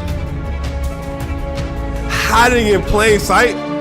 Bro, you know you see that name, bro. You know you see that name. Oh, it's over. What the heck? What are you doing, bro? Yo. No way he actually made it. Island 1. Oh. Now, instead of chasing Saps, the Luminara builders instead retreated to inform everyone else that Saps was on his way to Island 1. Saps, meanwhile, quickly sailed the rest of the way to the other island, although what happened next was unexpected. Oh, there he is. Hey, buddy. Whoa. Whoa. You scared the crap out of me. Am I allowed to touch this water? Yeah, right. Yeah, you know, it's good here. On the south side of the island, it's safe. It turns out earlier, Saps had reached out to a bunch of people on Island 1, offering them 2 stacks of diamonds if they give him a safe place to hide. And out of all people to accept his offer, it was Turntap, the leader of the Covenant, the most feared and militaristic civilization on Island 1. Oh no, he's him. I ran across the giant bridge that Luminara is building, and like all of Luminara was there. When Saps and Turntap finally arrived at the Covenant, Turntap immediately distributed Saps' diamonds to the Covenant army. But then, in a surprising move, he sent them out on a secret mission. Whoa.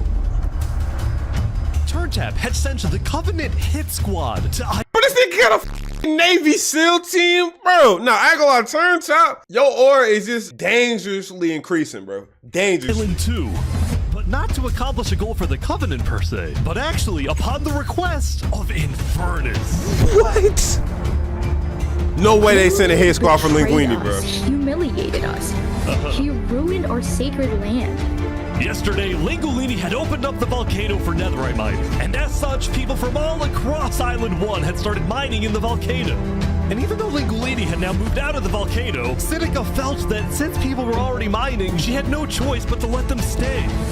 She was not happy about what Lingolini had done, and Sinica wanted revenge. Oh, so Sinica evil art. Oh, they're killing the entire mafia. Damn! The reason the Covenant was willing to do Sinica's bidding wasn't just because she'd let them mine for netherite before anyone else, but because as a civilization that values honor and loyalty, the Covenant didn't appreciate how Lingolini so publicly betrayed Infernus. They found him. Damn, I'm hiding in the bunker, bro. We could have had entire squad. About diplomacy? Weak ass mafia, bro. We had Island 1 at peace and world peace, and we still can, really. Oh, here they go. Just a few people have to go. My grave, he will not be a part of it. Damn, Linguini, I was with him too, bro. It's over, bro. It's over. If you take one with you, that's a W. Damn, bro.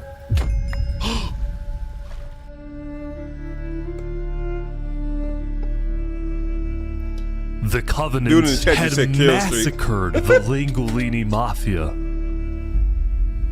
Before anyone could retaliate, the Blue Cross announced they would schedule a hearing, calling on the Covenant to explain what they had done.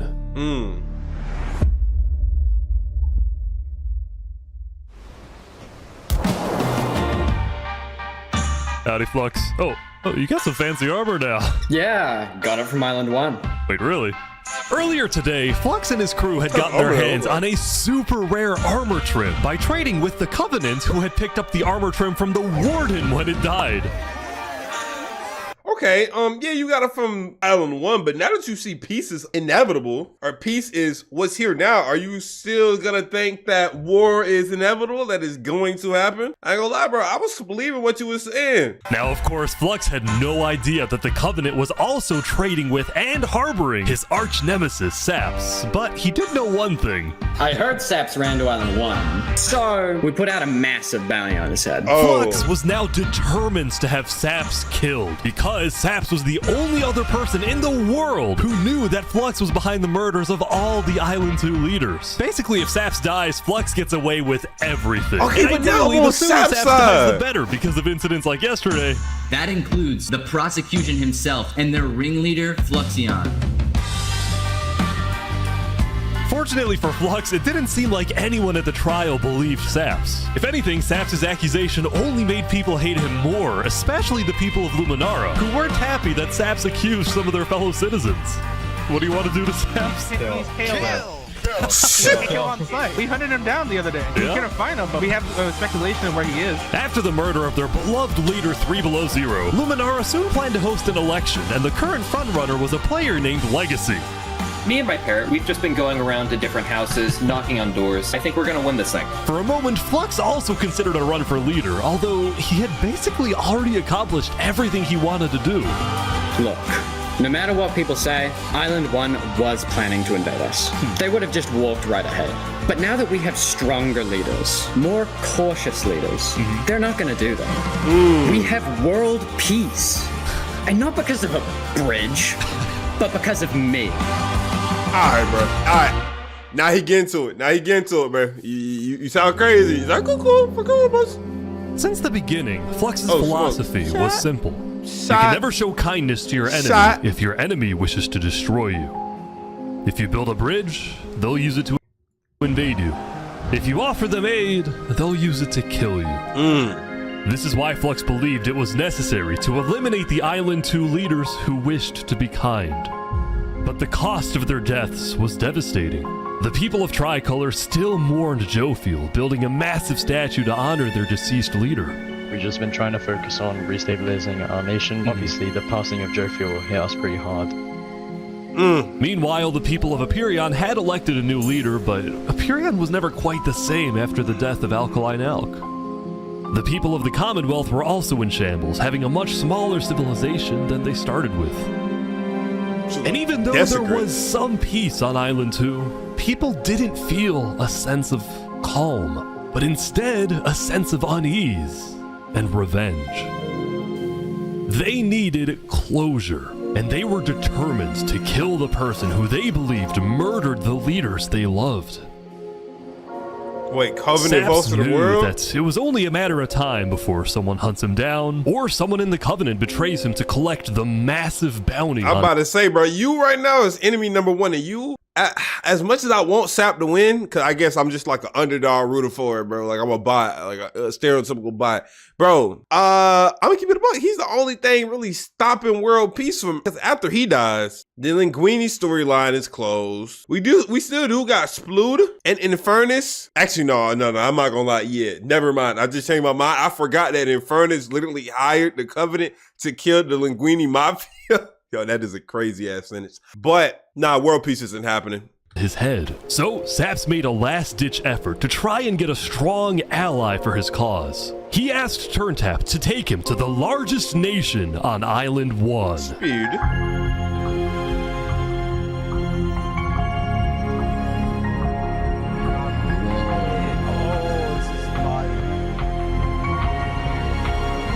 Yeah, y'all was looking like this over there? But on their way to the West Helm Capitol building, they ran into a citizen of Aperion from Island 2 who recognized Saps.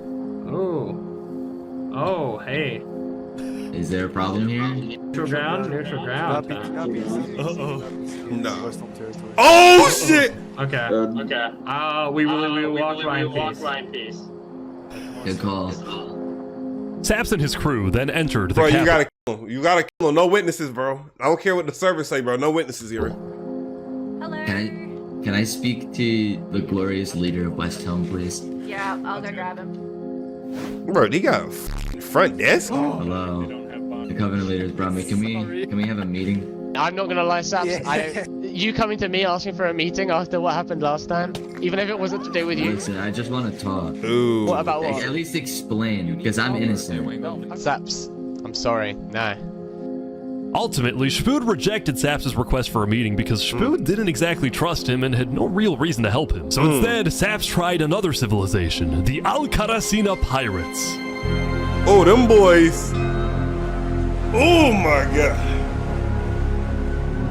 Although when he arrived, things felt a little off. Now, since you're here, you have to drop all your gear. I'm just kidding.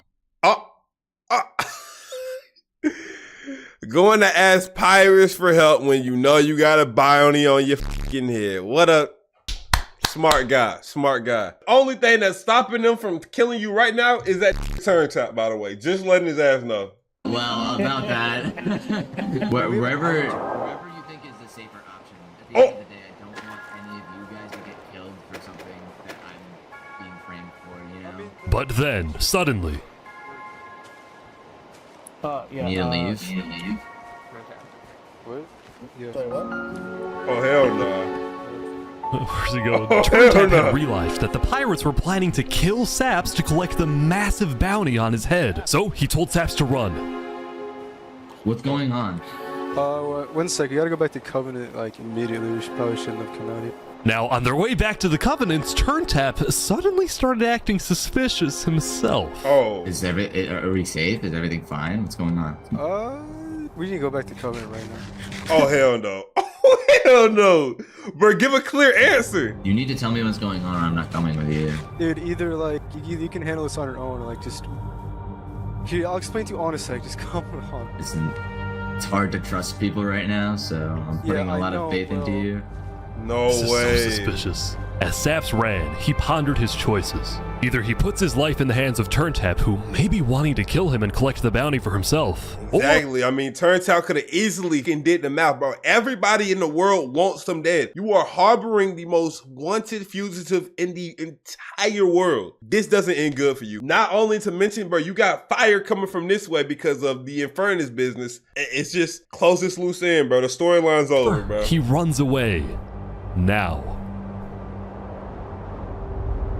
Yeah. Fair enough, bro. Fair enough, bro. Fair enough. Can't blame him. I can't blame him. He's just doing what he found safe. Saps then climbed the mountains of Island 1, escaping from the last remaining person he thought he could trust. He was now all alone in a world of people who hated him and wanted him dead. Damn. Bro, turn him to the actual villain, bro. That's what I'm trying to see. He ventured into the snow.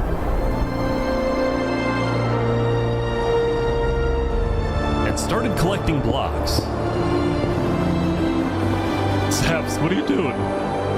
I can't trust anybody. Flux won.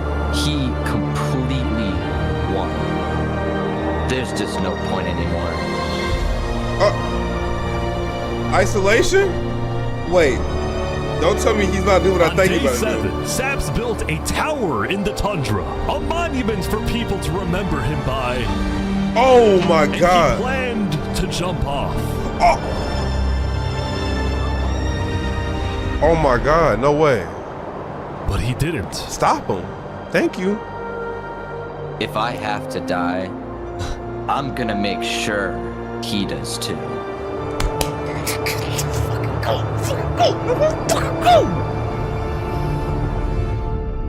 I'm too hyped, man. I'm too hyped. Yo, I'm actually like too excited for this, bro. 350, 431. Gosh. Welcome everyone. Today we have 2 new prisoners who will fight to the death.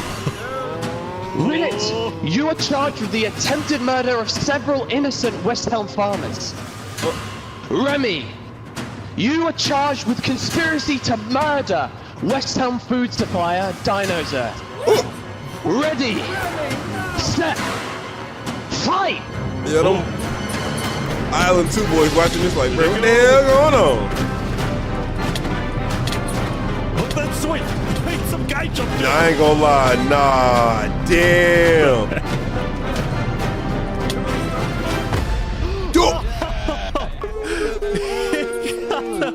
He won!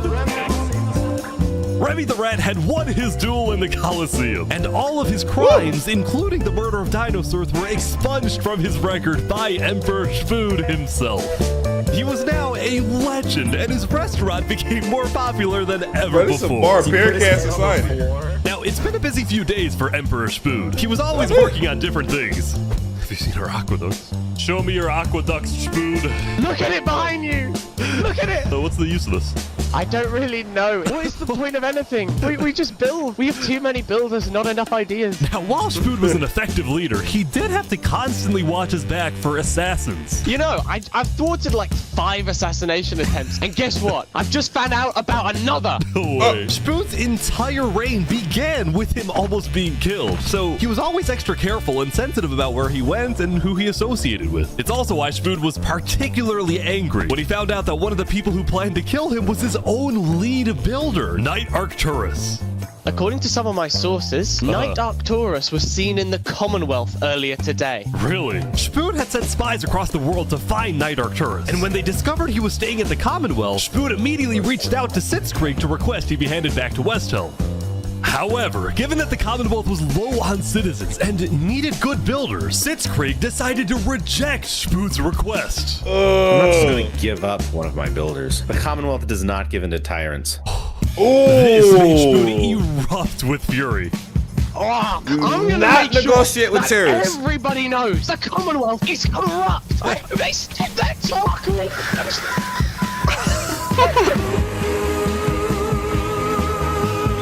And so Spood went around telling everyone about how much he hates the Commonwealth.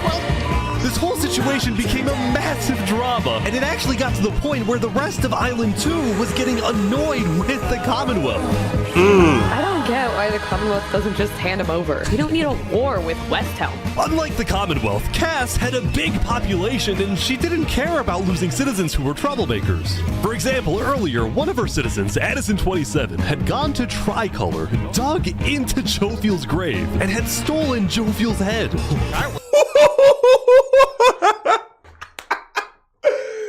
Bro, for what reason? Bro, for what? What do you gain from it? Like, bro, this game is hilarious, bro. I'm actually dying. Hear this? Hey, Cass, I brought you a... But instead of protecting him, Cass immediately banished Addison from the Cass Coalition and alerted Tricolor of his location, causing Addison to flee Island 2. It was this kind of no-nonsense leadership that earned Cass a lot of respect from not only her citizens, but other Island 2 nations who are now much more willing to ally with Cass than with the Commonwealth. The very existence of the Cass Coalition also... Yo, chat, y'all notice how the Barbie Nation hasn't, like, done anything at all? provided a sense of security to smaller groups, like this new nation who are mostly cheese merchants and call themselves the Conquistadors. This is the way of cheese, para el queso! Since the border dropped yesterday, the economies of most Island 2 nations were prospering, with heavy amounts of trade and tourism between islands. Meanwhile, in Barbie Land... Ish. I have news. What? I'm marrying Oppenheimer. What? On day 8, the player Oppenheimer had marched into Barbie Land, but instead of destroying it with a nuke, he apparently liked it so much that he proposed to their leader. Ish, consider this your invitation to the Barbenheimer wedding. Thank you. In Luminara, meanwhile, the citizens were inventing new technologies. This is the power switch. It's 16 furnaces working together simultaneously, and it has a bunch of hopper minecarts on the inside distributing everything. As much as Luminara was finally starting to live up to its name as the light of Island 2, little did its citizens know among them was quietly living the world's most deadly group of terrorists. I'm thinking of running in the election tomorrow. Oh yeah? Legacy's pretty popular, but I'm not worried. While it seemed like the fact he's saying he not worried, bro, I don't want to think what was going on to that boy Legacy, bro. His head about to be ended up on a pike. Each of the Island 2 nations had their own separate goals. They were all still united under one mission: to find and kill Saps. In fact, by day 8, Luminara had told all of the other nations that Saps had fled to Island 1, and some nations were already preparing to send out hit squads later today. But Island 1, meanwhile, was currently dealing with a whole other political drama, the murder of Linguini. I cannot conceive how we are being this civil about this. They came in, they found him in the hole, they drowned him in lava. This player, Vietnam, was one of the few remaining survivors in the Linguini Mafia. Vietnam had escaped the Covenant's attack and wanted to get revenge against the Covenant, but was finding it surprisingly difficult to gather support. See, while the Blue Cross condemned the Covenant, nobody was brave enough to declare war on them. People feared the Covenant and its army, which is why Seneca secretly asked them to do the deed instead of doing it herself. If people knew that she was behind the attack, she would be in big trouble. But for now, nobody would face any consequences for the massacre. A lot of Covenant got aura. The Covenant got aura, bro. But come on, bro. Get back from the Linguini. Of the Linguini Mafia. Get back for him, bro. Going back to West Helm on day 8. Like, dead ass, bro. We were watching this video for like an hour and 36 minutes. I thought he was going to be like, I'm not going to skip to the end. Obviously, I'm not even going to highlight of it. But yo, I thought it was going to be a major force in the end, bro. Just to see him die like that. Obviously, he's still going to play a big part in like what happens, but you know. Emperor Spood was really only thinking about one thing: how to get revenge against Knight Arcturus. After the Commonwealth rejected Spood's extradition request, Spood's initial reaction was to begin preparing for war. But what made him think twice was his belief that the Commonwealth was a massive nation with probably a big army. Spood also knew that declaring war could risk the entirety of Island 2 coming to the Commonwealth's defense, and maybe launching a counterattack on West Helm. So, Spood decided to change strategies. He instead decided to try and bait the Commonwealth. See if he can make them angry enough to do something rash. Something bad enough that would allow Spood to then declare war and have everyone's support. Ooh! And Spood knew exactly how to make the Commonwealth angry. He like invited back to the West Helm capital the one person he knew the Commonwealth hated the most. Can we make a deal? Oh! We're running out of time. Hold on, my boy Spood ain't just a crash out, bro. He actually using that brain. Tortap's here too, for some reason. But I don't think he realized, bro, yo, you got the world, not just the Commonwealth's most wanted enemy, bitch. You got the world's most wanted enemy just lounging around, bro. Free, safe, because and the sound. Covenant had brought Saps to West Helm yesterday, Spood had specifically asked Turntap to protect Saps and escort him to West Helm once again. While Saps didn't fully trust Turntap, or Spood for that matter, he knew that a meeting with Spood was a massive opportunity, and it was worth the risk. So think he was just 5 seconds away from committing, you know what, man. We can do what we do best. We're not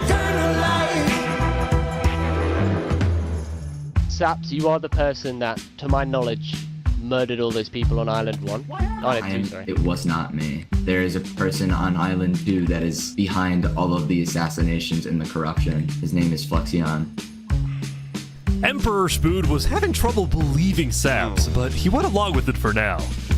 Well, it seems like we both have gripes with Island 2. Spood then proceeded to tell Saps and the Covenant about his feud with the Commonwealth, and how he needed Island 1's support in case a war breaks out.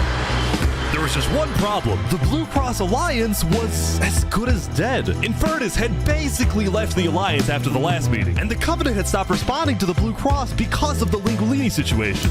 So Spood decided to take things into his own hands and individually call the big 4 nations of Island 1 for a meeting. And he wanted Saps to be there so he could tell the leaders about corruption on Island 2. I like that.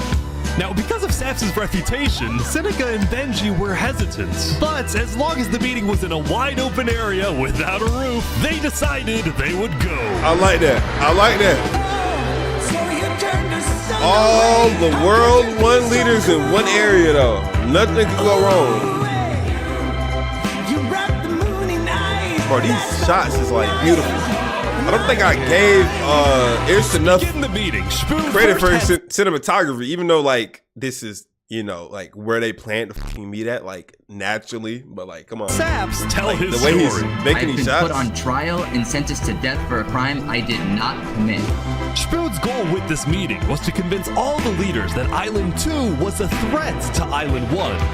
One of my right-hand men was murdered in cold blood by someone in association with the Commonwealth. It's one of the many injustices I've heard about on Island 2, and I want justice. Then, Turntap of the Covenant made his own statement.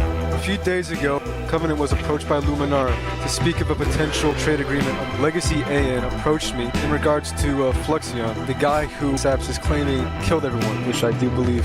Whoa. Apparently, back when the Covenant traded armor trims with Flux, they had also done the same deal with Legacy. And Legacy had voiced concerns to Turntap about Flux's run for leader, including how Flux was demoted from second in command, and rumors that he's paying people diamonds to vote for him. Whoa. This gave Saps it's getting juicy.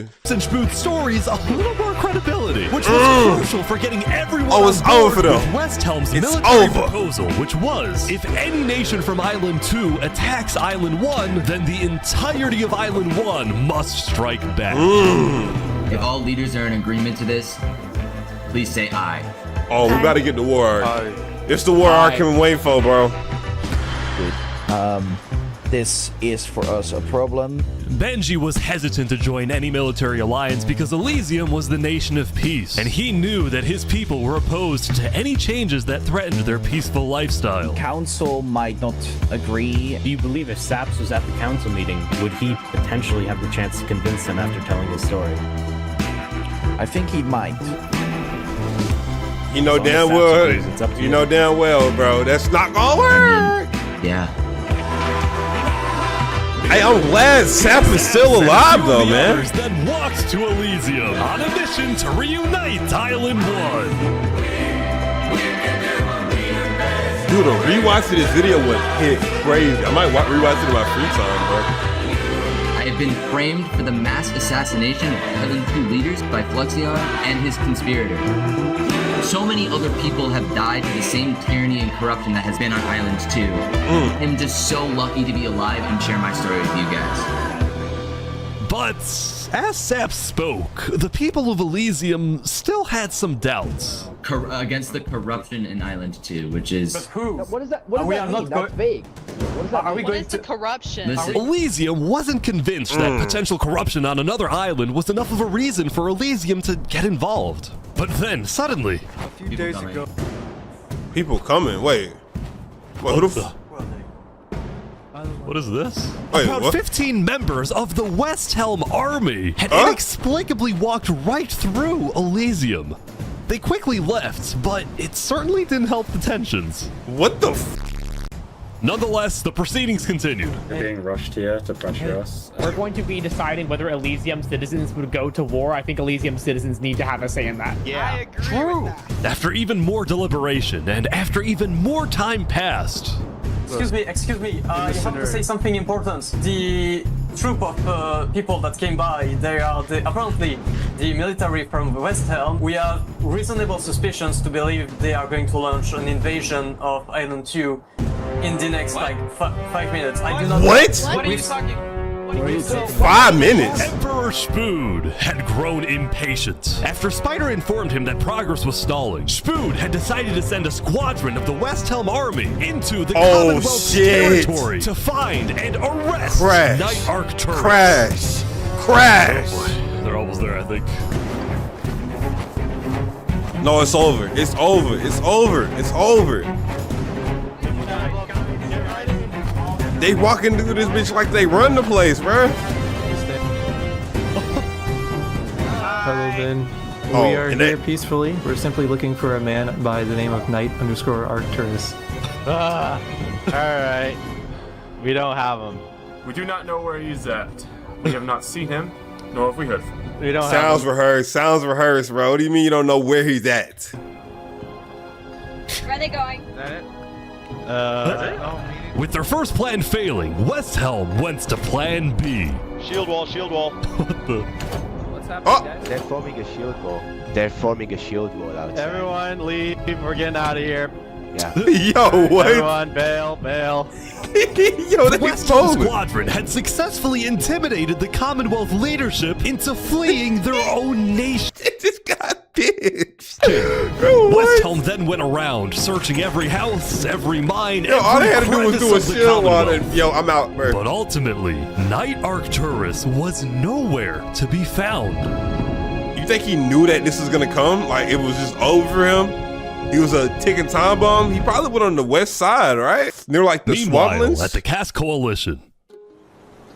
That's what I would do. Hey, can I run something by you real quick? Yeah. You know how everyone's trying to kill Saps because of what he did? And then during his trial, he was all like, Luminara was behind this. Luminara built the trap. The leadership in Luminara helped me build the meeting area. That includes the prosecution himself, Thomas 5200, and their ringleader, Fluxion. So, I was sailing past Saps' place a few days ago. God, this dude is digging. Or what? Oh. Wait, you what? See that? You see that guy? Yeah. Isn't that Flux? It is. Yeah, kind of looks like him. Yeah. What's he doing at Saps' place? And why is he gathering blocks? You go to show Cass. What do you think? Interesting.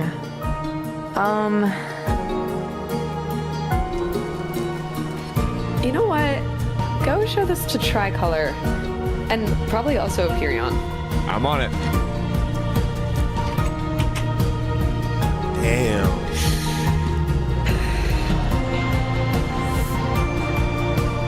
A citizen of the Cask Coalition had been reviewing his old video footage when he happened to notice Flux digging for sand, a prevalent material in Saps' roof. That was day 4. This wasn't the best evidence. But for some people, it did raise some questions.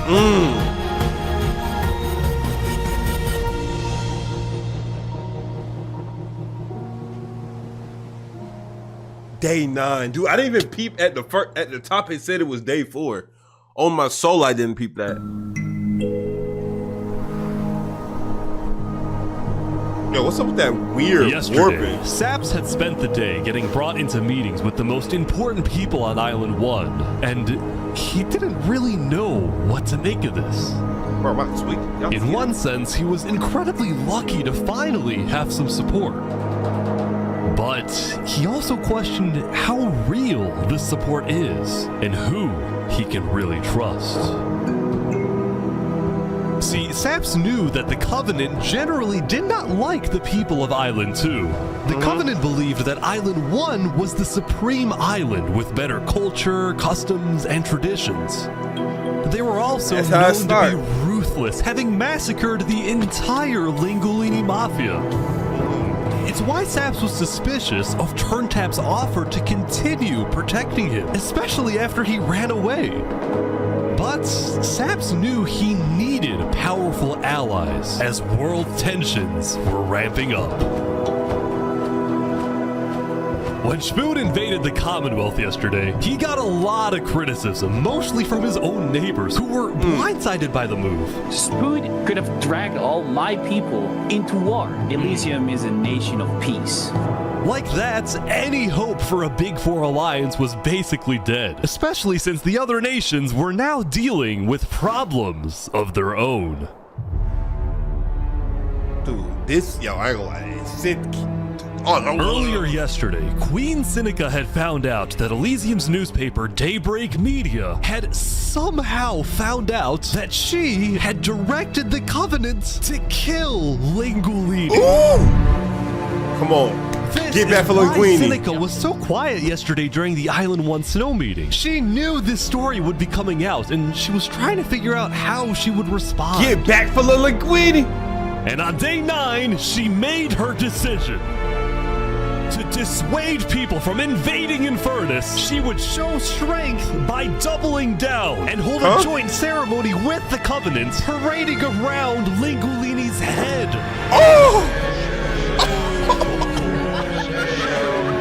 Oh, she wildin'.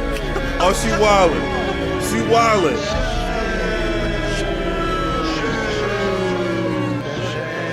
And that's in his own crib, by the way. His own crib. Let this be a lesson. Shame to those who disrespect our volcano.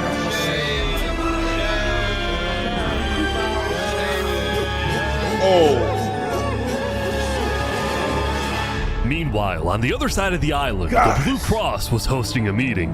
Vietnam, I'm getting word that Infernus is having a ceremony to burn the head of Mario. If I can't get his head back, then it's war. I will put my hands around each and every one.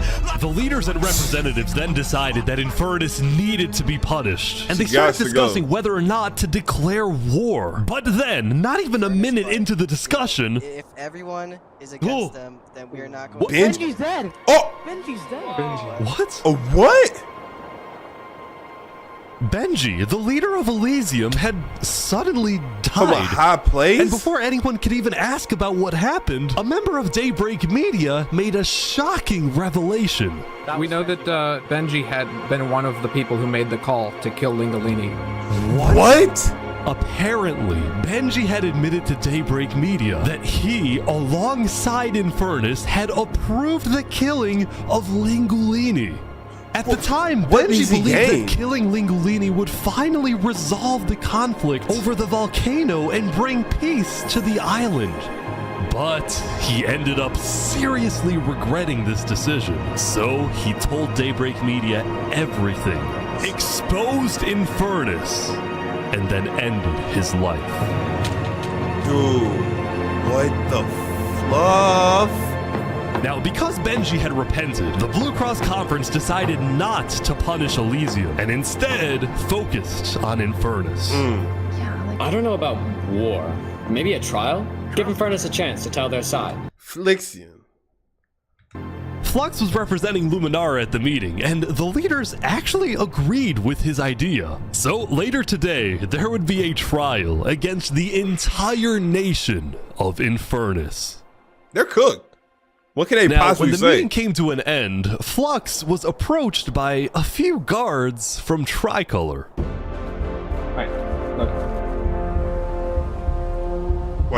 We know about the assassinations, all right?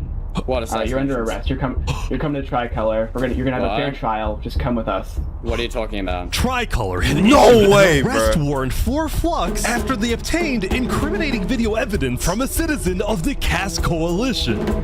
Being possibly responsible for the death of Jovial in any capacity. What are you talking about? We know Seraphim was guilty of that. There are concerns that you may have been involved in other ways. If you believe yourself innocent, I believe that you are. I trust that you're innocent because you told me you were. But right now, Oh, they doing mind games on you, but they do not think you innocent. You come with them, it's over. I promise you. They just about to kill your ass in a safe environment, bro. Simply go to the trial and prove that you're correct, which I believe. This is an outrage against Luminara. I cannot believe that you would accuse me of this. Now, the truth was, Tricolor wasn't necessarily convinced that Flux was guilty. They just wanted Flux to go to trial so that he could answer their questions about the videotape. Why didn't you not bring this up beforehand? So if you were guilty, you can run away. You're seriously scared that I'm going to run away from a trial. You agree after what happened with the Commonwealth, we could never be too careful about stuff like that. We're both Fine. not. Fine, I will go. But this is an outrage. All right, let's go. We're gonna remember this. We will not stand for this. This is beyond crazy. Arrested by Tricolor. What? What? He's like stopping every few seconds. People stop. Don't worry about it. The group then passed through Elysium and were about to sail off to Island 2 until... That's the man's! That's his man's! That's his man's!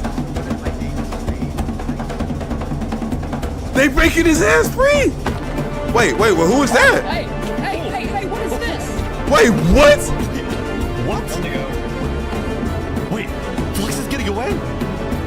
Wait, who is New Kid? Turned out, Flux had secretly told a member of his own crew to come and attack him so that he could run away from his arrest without looking guilty. He's the villain! Yo, he's number one! When Flux returned to Luminara, his whole world had flipped upside down. He believed he had covered all his tracks, that he had gotten away with everything. But for now, he had to remain calm and decide on his next move. Legacy. Yeah? We've just been informed that you have ties to the Covenant, and they're working with Saps the Traitor. So the problem is, we're afraid you're a national security threat. You have two choices right now. You either drop out of the election this instant, or we can do this the hard way. Oh, that's tough. Ain't tough, buddy. It's over, bro. By Damn, forcing by Legacy to drop out of the intimidation? election, Flux had automatically become the leader of Luminara. Which means if Tricolor still wanted to arrest him, they wouldn't be able to just walk ahead and take him. They would have to invade Luminara itself.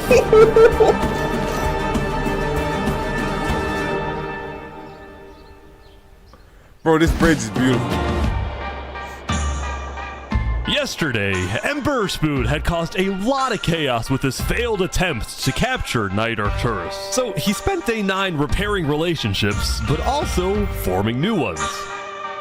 For example, earlier, Spood had received a message from a player named Addison27 who wanted to sell Joe Fuel's head in exchange for netherite. Spood accepted the deal, gave Addison a place to meet him at, but then he gave Addison's location straight to Tricolor.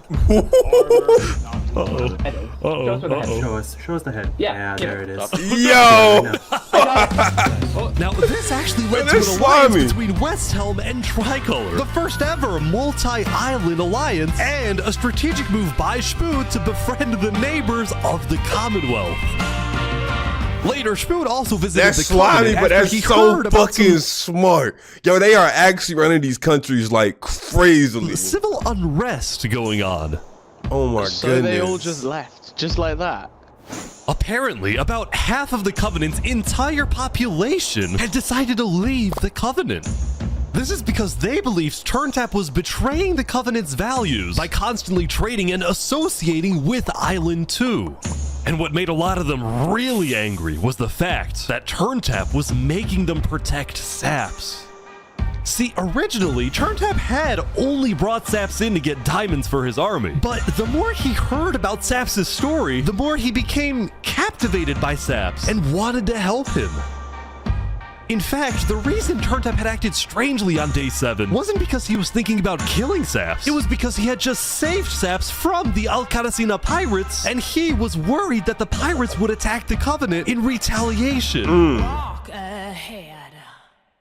Anyway, now that TurnTap had the pirates against him, as well as much of the Covenant forces, which TurnTap himself had trained to be ruthless, it's fair to say that his life was in grave danger. Yeah, I'm about to say, dog, it sounds like it's figure out a over. solution. The Covenant suddenly had a surprise visitor. Come here, you're under arrest. Uh-oh. Yo, they're trying to kill me? Wait, what? You killed our leaders. You destroyed our island. After days upon days of searching, the Commonwealth had finally found Saps. Oh, Lord. Saps is now hiding.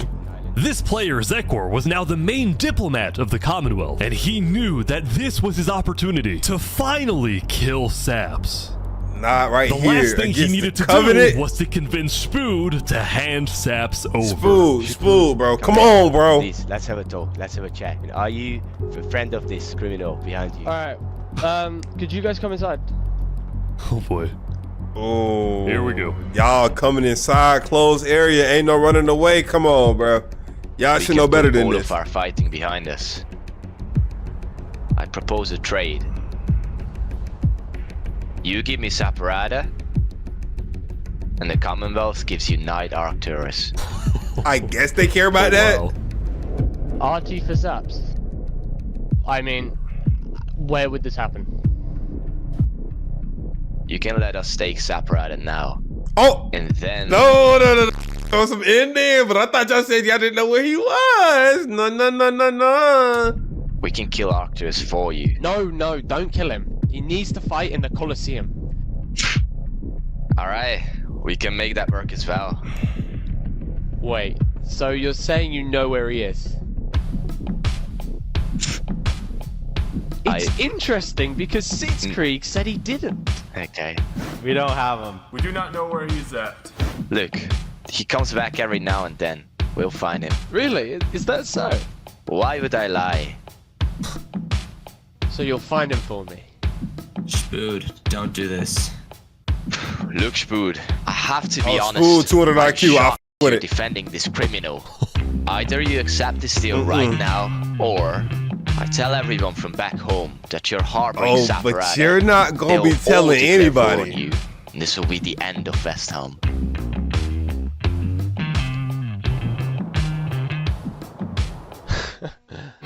So, just to make the terms of this deal very clear, because I want to be accurate, you expect me to give up an innocent man in exchange for a terrorist? Is that really your offer? He's not innocent. I'm trying to look at the numbers. If we got numbers to fight, let me know. Get out. Oh, come on. Fuck the diplomacy, bro. Fight. Crash.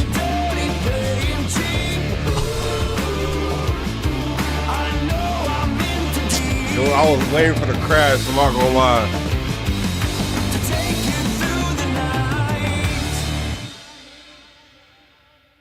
The barbaric ways are gone, bro. We're in like a it would era be of time for the bureaucrats. trial of Infernus, which had become a very anticipated event because Seneca had told everyone that she actually planned to attend.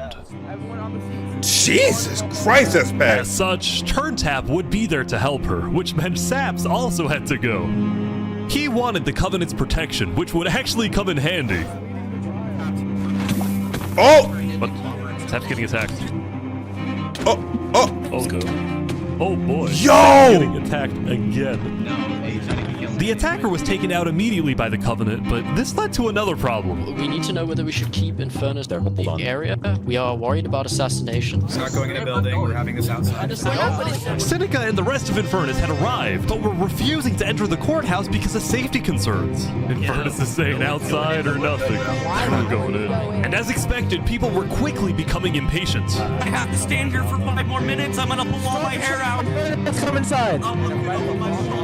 I ain't gonna lie, I understand where they're coming from though, bro. Everybody in this universe is a crash out. Like, there's been so many assassinations that have failed, that have made it. Like, I wouldn't risk my own life too. The ain't gonna lie. trial hadn't even begun and things were already out of control. And then... Oh! Someone's setting up dripstone. What the fuck? Wait. Oh my god! Oh! Wait, did it kill him? I think he moved out of the way, didn't he? Oh! Turns out was skill. No! The fucking goat turns out! And like Dude, that, Turntap was dead. Killed by 2 disgruntled former citizens of the Covenant who had come back for revenge. Damn, that other dude got hit in the crossfire. Yo. Queen Seneca directed her people and all the remaining Covenant forces, who were now leaderless, to retreat to the Infernus Castle. Now she is a warlord, bro. Yo, they played this so wrong.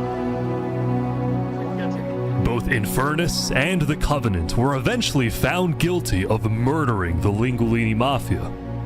But now that Seneca had adopted the entire Covenant army with all of its netherite weaponry, it would be impossible to try and arrest anyone. Saps, meanwhile, was abandoned at the courthouse, so he ran all the way to Westhelm to Emperor Spood, who was apparently dealing with a new political crisis.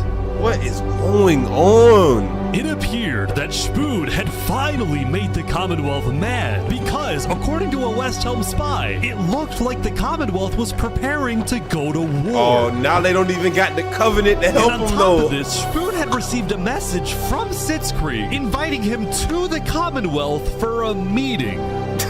Now, of course, Spood suspected this was a trap, but his second-in-command Spider had an idea. Let me go instead.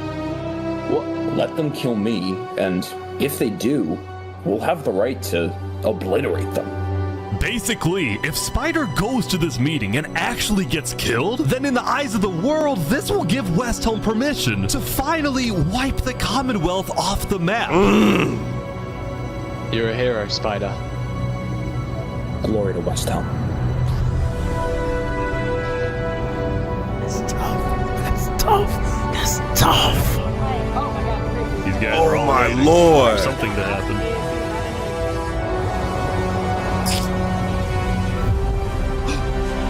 did kill him. They on timing. They on timing.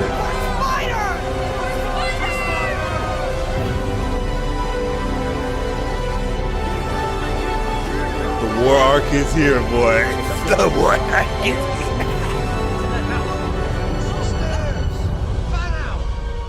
So we did go past the most played point. Where is everyone? Wait.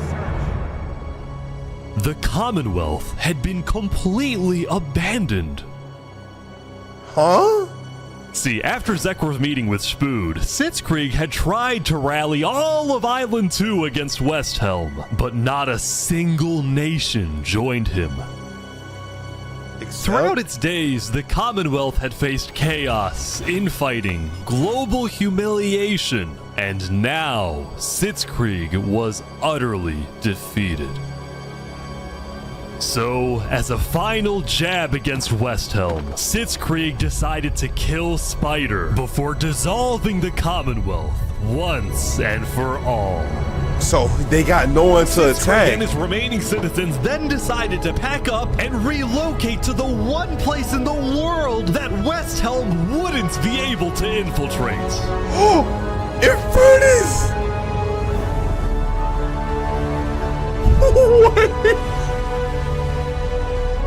Come on in, guys. Welcome to Infernus. Infernus, the Covenant, and then West of the Commonwealth? There are so many people. Oh no. Infernus is massive. What I'm seeing is look like a goddamn unbeatable enemy, bro. Ain't no one getting back for little Linguini. There's no good guy to this story at all. I'm about to say, what happened to Cass? Meanwhile, at the Cass Coalition, it was the end of another good day. The farmers had produced plentiful crops, the businesses had made lots of sales, and there was even a birthday party. But while her people were happy, Cass knew very well that the outside world was quickly growing out of control. As leader, it was Cass's duty to keep track of all the world conflicts, but by day 9, they were simply overwhelming. She watched from afar as the Commonwealth fell apart. Like, bro, yo, chat, I'm not gonna lie, hold up, my bad. I'm gonna pause it, bring it back. Yo, chat, think about all the conflicts in this 9-day journey that we just didn't hear anything about. Like, there's so many side stories, so many intricacies, bro, that it would be impossible to put it all in one video. Oh my God. Like a civilian's POV. We're watching the political POV. She watched like as the world macro leaders died left and right. She watched Infernus avoid justice by blocking themselves off, with netherite at their defense, as well as the volcano's sheer height. Yet despite all the turmoil, Cass spent most of the day trying to solve what was now the world's biggest mystery.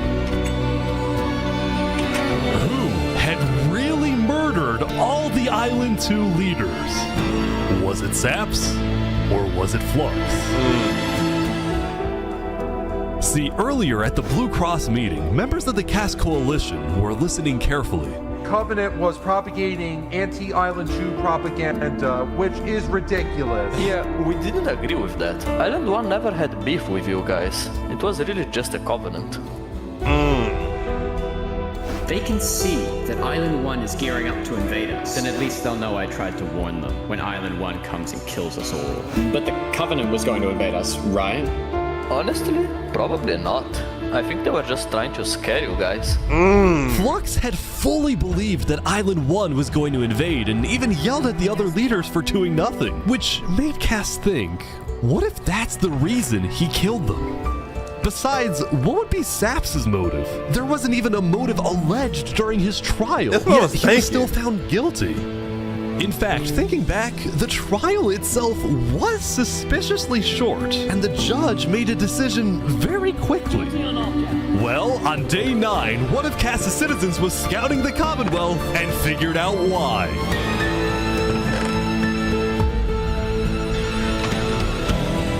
And they left it there? Had bribed the judge to ensure Saps was found guilty. Oh!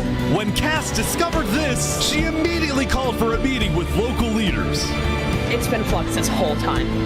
I'm so mad. He needs to die.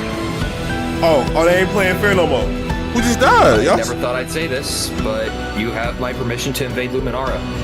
Okay, I'll tell my guys to prepare for battle. No, there won't be a battle. We go in, we take him out, we leave. Got it? Sounds good. See. All right. Nah, I ain't gonna lie. Cass or Ark is somebody to expect, bro. That's somebody I ain't expect. I'm gonna be honest with y'all. 319 for 02. Holy moly. Welcome, everyone. Welcome. We gather here today because, well, we never got the opportunity to properly mourn our previous leader, Three Below. What's going on here? He was more than just a Luminaran, he was a friend. And I'm very much excited that we can continue his legacy and complete the bridge which he would have won.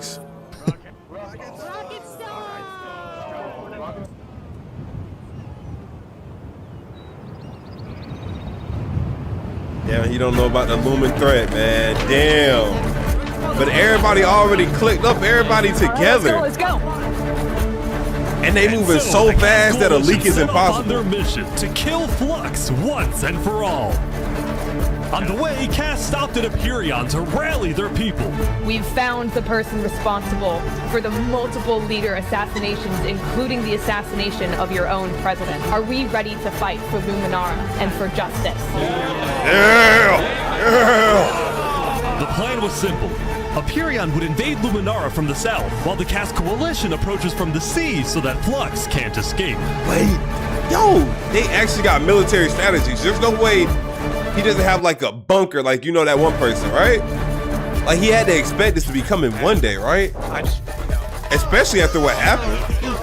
Oh, they're here. They're here. Oh shit. Flux is running. Oh shit, there's nothing he can do. There's like 7 people. Surrender! They're after him.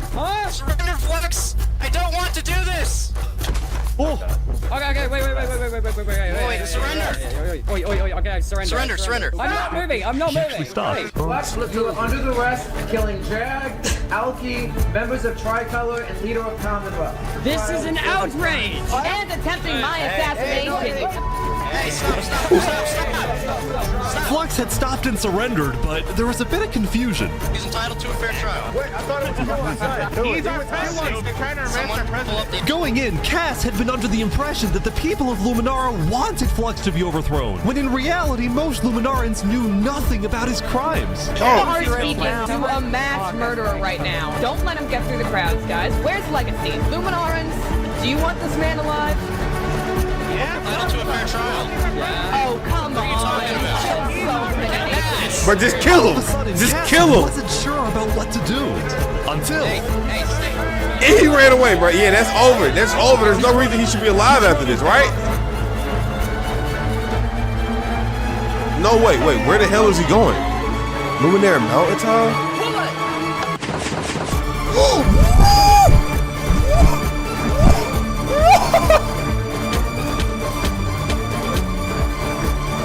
No.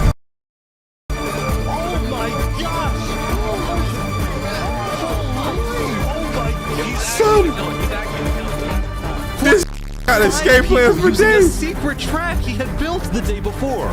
This bought him just enough time to escape. You block him behind. That said, Flux knew there'd be a lot of people after him, so when he dug to the surface, he ran straight to the ocean and fled Island 2.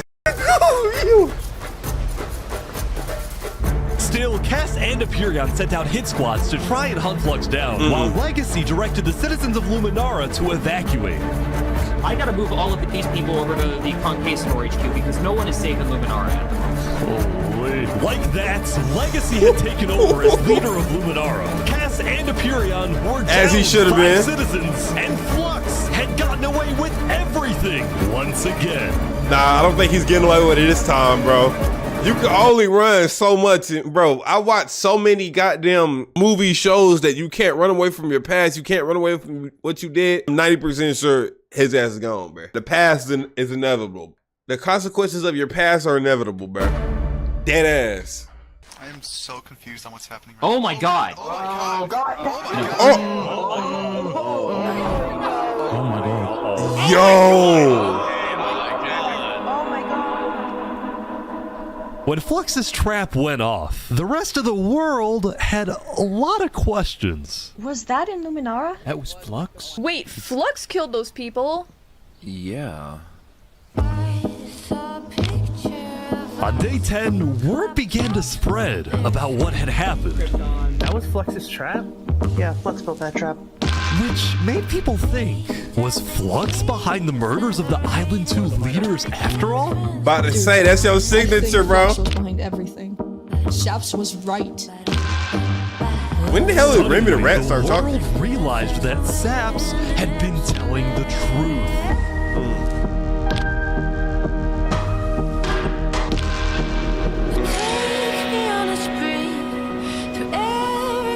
Hey, Saps, how do you feel? Finally, I'm so happy.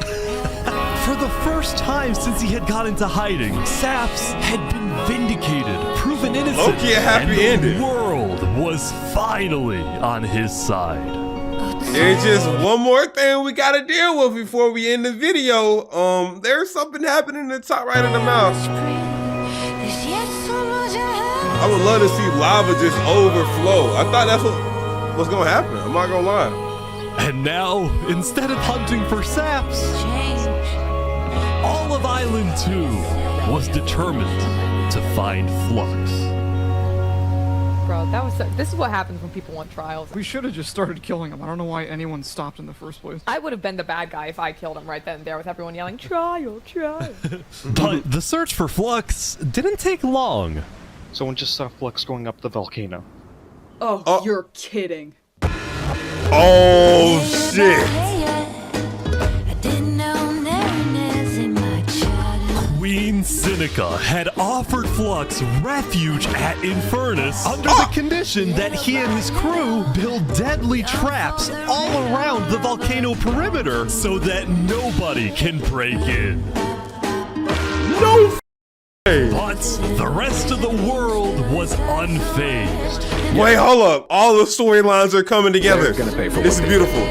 Mud, this is beautiful. On day 10, all of Island 2 joined the Tricolor West Helm Alliance and declared war against Infernus. Alright. Today, we infiltrate the volcano for Spider and for Owo. And I just want to say, if I die today, I love you all. Glory to West Helm! Linguini, he was my brother. He was everyone's brother. And they took him from us. They took him. Get back for little Linguini. Flux got away with murdering so many of our people and our leaders. Today, we get justice for our entire island. Get back for little Linguini.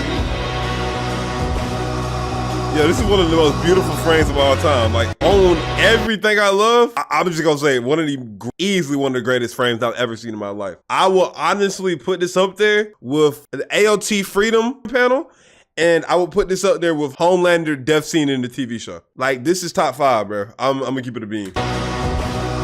Think about all of the meaning that's behind this entire journey. Okay, vamos, amigos, vamos. All right, everyone in. I'll meet you at the Coliseum. I hope the ending isn't bad though. They have a sewer system? Let's go. That's the one thing I'm worried about, chat.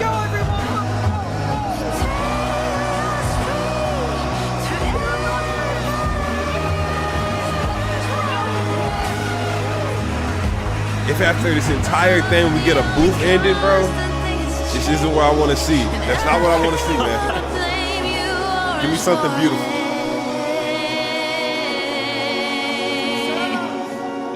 A few days ago, my home was turned into a death trap behind my back. I was framed and then forced to go through a rigged trial. Guilty on all counts. Yes. A few days ago, every single person in the world wanted me dead.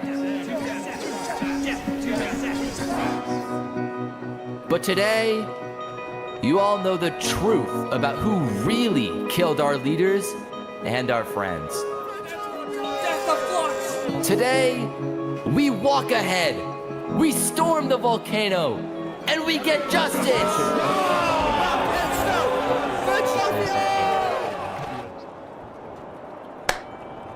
Thank you, Saps. Alright everyone, listen up! There's a lot of things to watch out for. There's gonna be lava, boiling water, dripstone traps, their entire army. They have the height advantage and netherite armor, but we have numbers. So let's stick together. Talk. And let's win this thing! Come on! You gotta think of a good attack plan. Here we go. If I'm being completely honest, I think they attack from underground. You can't just go straight up the mountain. Do not give them that height advantage. There's so many people. Yo, it is laggy as hell. I'm not gonna lie. Make me your blind with your civil rights. You demand that I eternize your name. Walk ahead. Oh my God. I think there might be a problem. Jesus Christ. Cover us in shame and I take the blame. Yo, the blue cross there. We covered. Walk ahead. Ooh.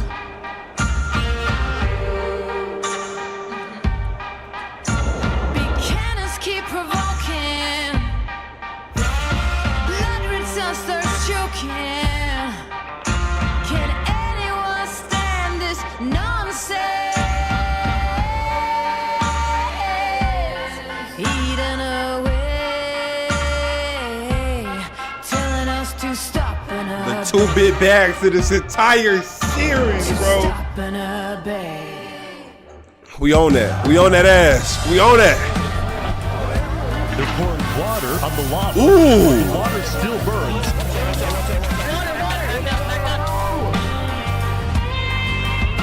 Smart.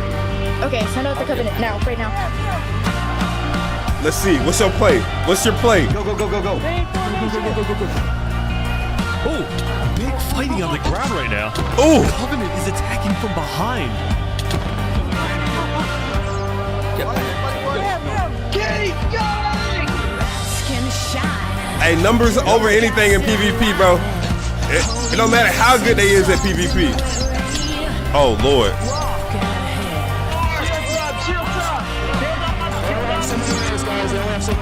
Come on. Ain't they attacking from the side, too? Chaos on the ground as well. It's the Covenant.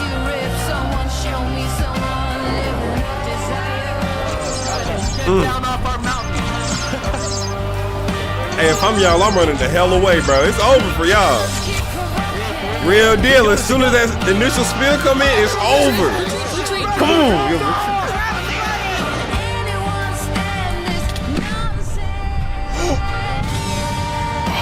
That's only 3. That's only 3. We got a lot more numbers than that.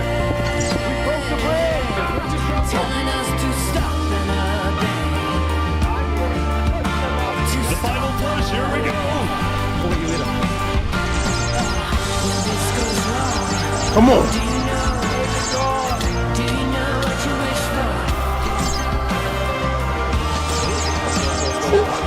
It's enough to make a grown man cry. Get in there. Get in there. Oh. Wait, that attacked the Covenant.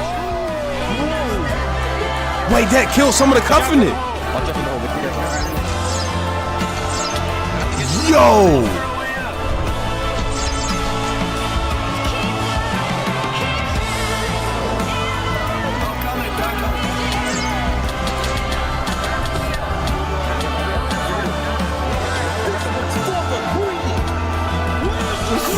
Slide back from Lil Greedy. She up there, bro. She cooked. Yo. Not even no trials. It's just over for y'all. Oh.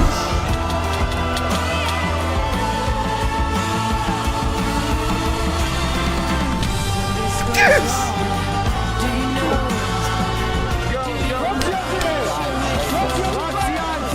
That's the real big bag, I ain't gonna lie. If he wasn't in here, none of this would be happening. We need to see it. I need to see him fly. A boat?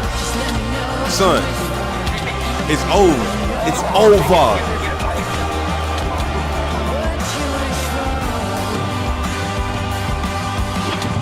Oh!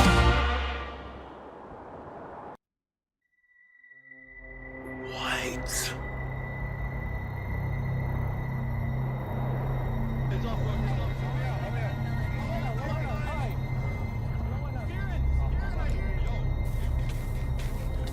No way. No way. Yo, he just won't die. He literally just won't die.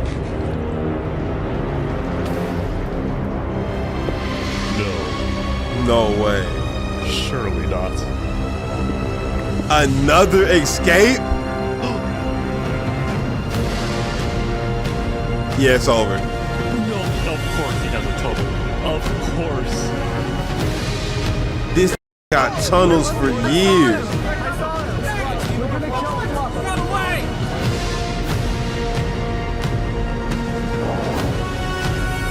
He's missing? Hold on.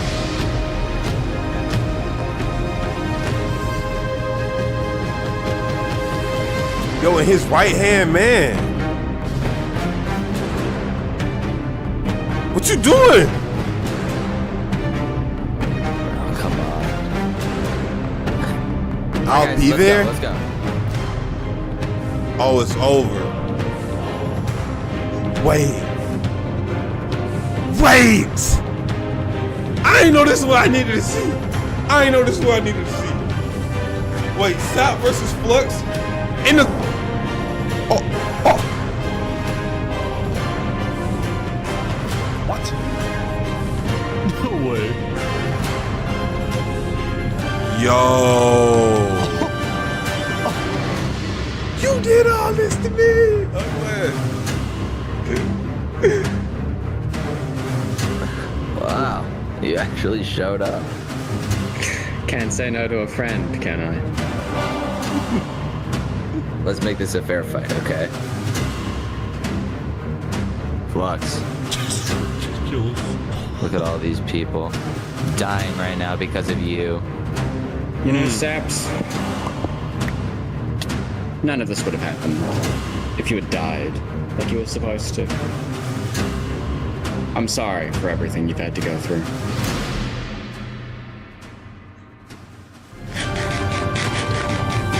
Come on, come on. Oh, he got the bow. Come on, come on, Sap. Sap, you win, you feeding the streets for decades. Fuck talking about years, bro. Decades, generations. Come on, come on, get a hit in. Yeah, mink, ooh, ooh, ooh. 1, 2, 3, 4, 5, 6, 7. Ugly. Come on, come on, come on. We need it. We need it.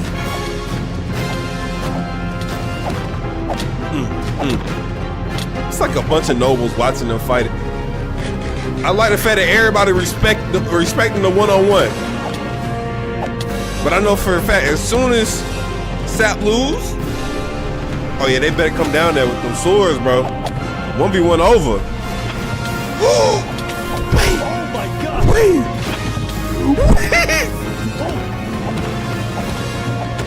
Son, he's the GOAT. It's over.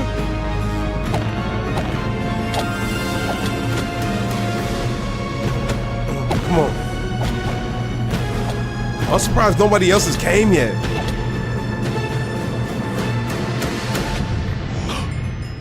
That's gotta be. Please be fucking Flux. Please be Flux. Flux. It might not be none of y'all, but it's me, so to me. Wait, you know what I said earlier about that other frame being one of the greatest frames of all time? Yo. Ah, damn, he zoomed in too fast. But him standing above the loop, that's up there. From the back angle pause, while everybody cheers him on.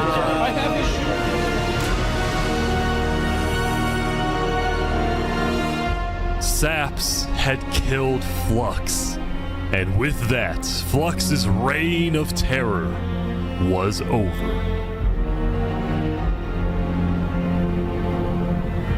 I think that's everything, right?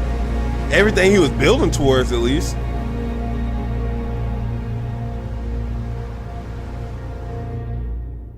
Days later. Damn. Today, Cast we Coalition. gather to honor the lives lost in the Battle of Infernus. Since then, I think we haven't felt the same. I know I certainly don't. The Island 2 West Helm Alliance had defeated the Infernus forces. But winning had come at a high cost. Damn. After the war, people across the world took time to mourn their dead, reflect upon the battle, and then, eventually, decide how to move on.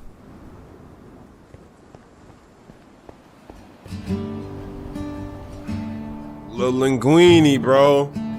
The Now that fakest mafia Infernus, boss the Covenant, ever. and the Commonwealth were off the map, there were talks of creating a new world government. But ultimately, it never really materialized, and all the remaining nations just agreed to do their own thing and have peace. In the corner of the crowded Island 1 had taken the brunt of the war. Crops trampled, the big tree scorched, the volcano ravaged. As a result, people across Island 1 struggled after the war. But I meant dead. Some of them joined cults, while others moved to Island 2 in search of a better life. Elysium was fine though. Instead of going to war on day 10, the Nation of Peace had decided to hold a peace festival. And on their shore was something new. A bridge stemming all the way from Luminara. Nice.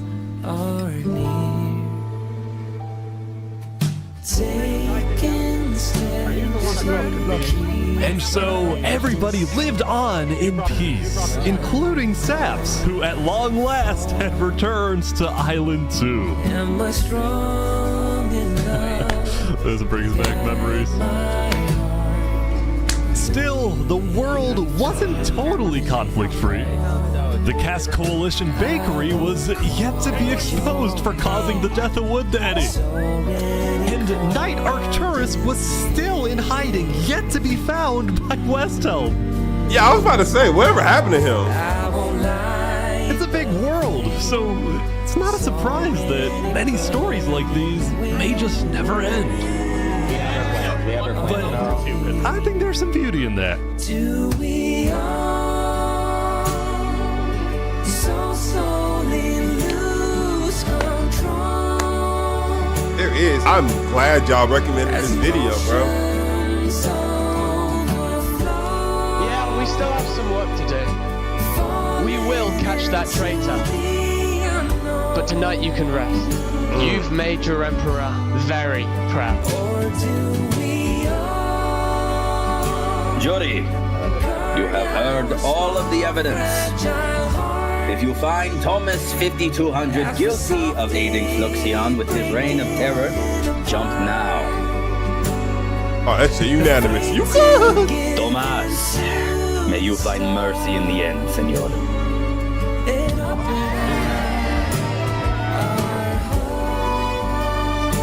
When we first met, I ran away screaming from you because I thought you were gonna blow up my nation and kill all my citizens. But after we talked a little bit for like 5 minutes, I realized you could blow up my nation and kill all my citizens.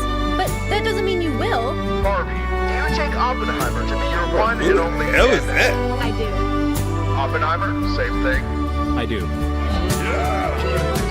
Now, at this time, Barbie and Oppenheimer have requested that instead of rings, they will both exchange something slightly different.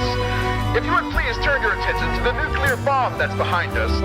Huh? 3, 2, 1.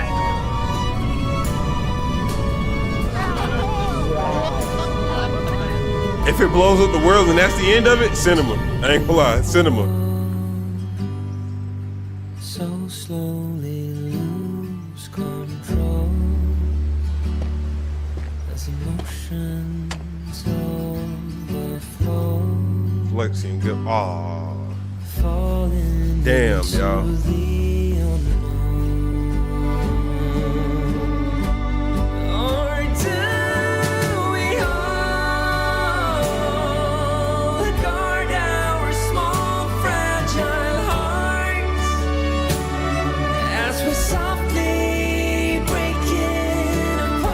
Hey, yo, I'm not gonna lie to you, bro. Honestly, I don't care if any of it was real, bro. That was one of the greatest videos I've ever watched. No bullshit.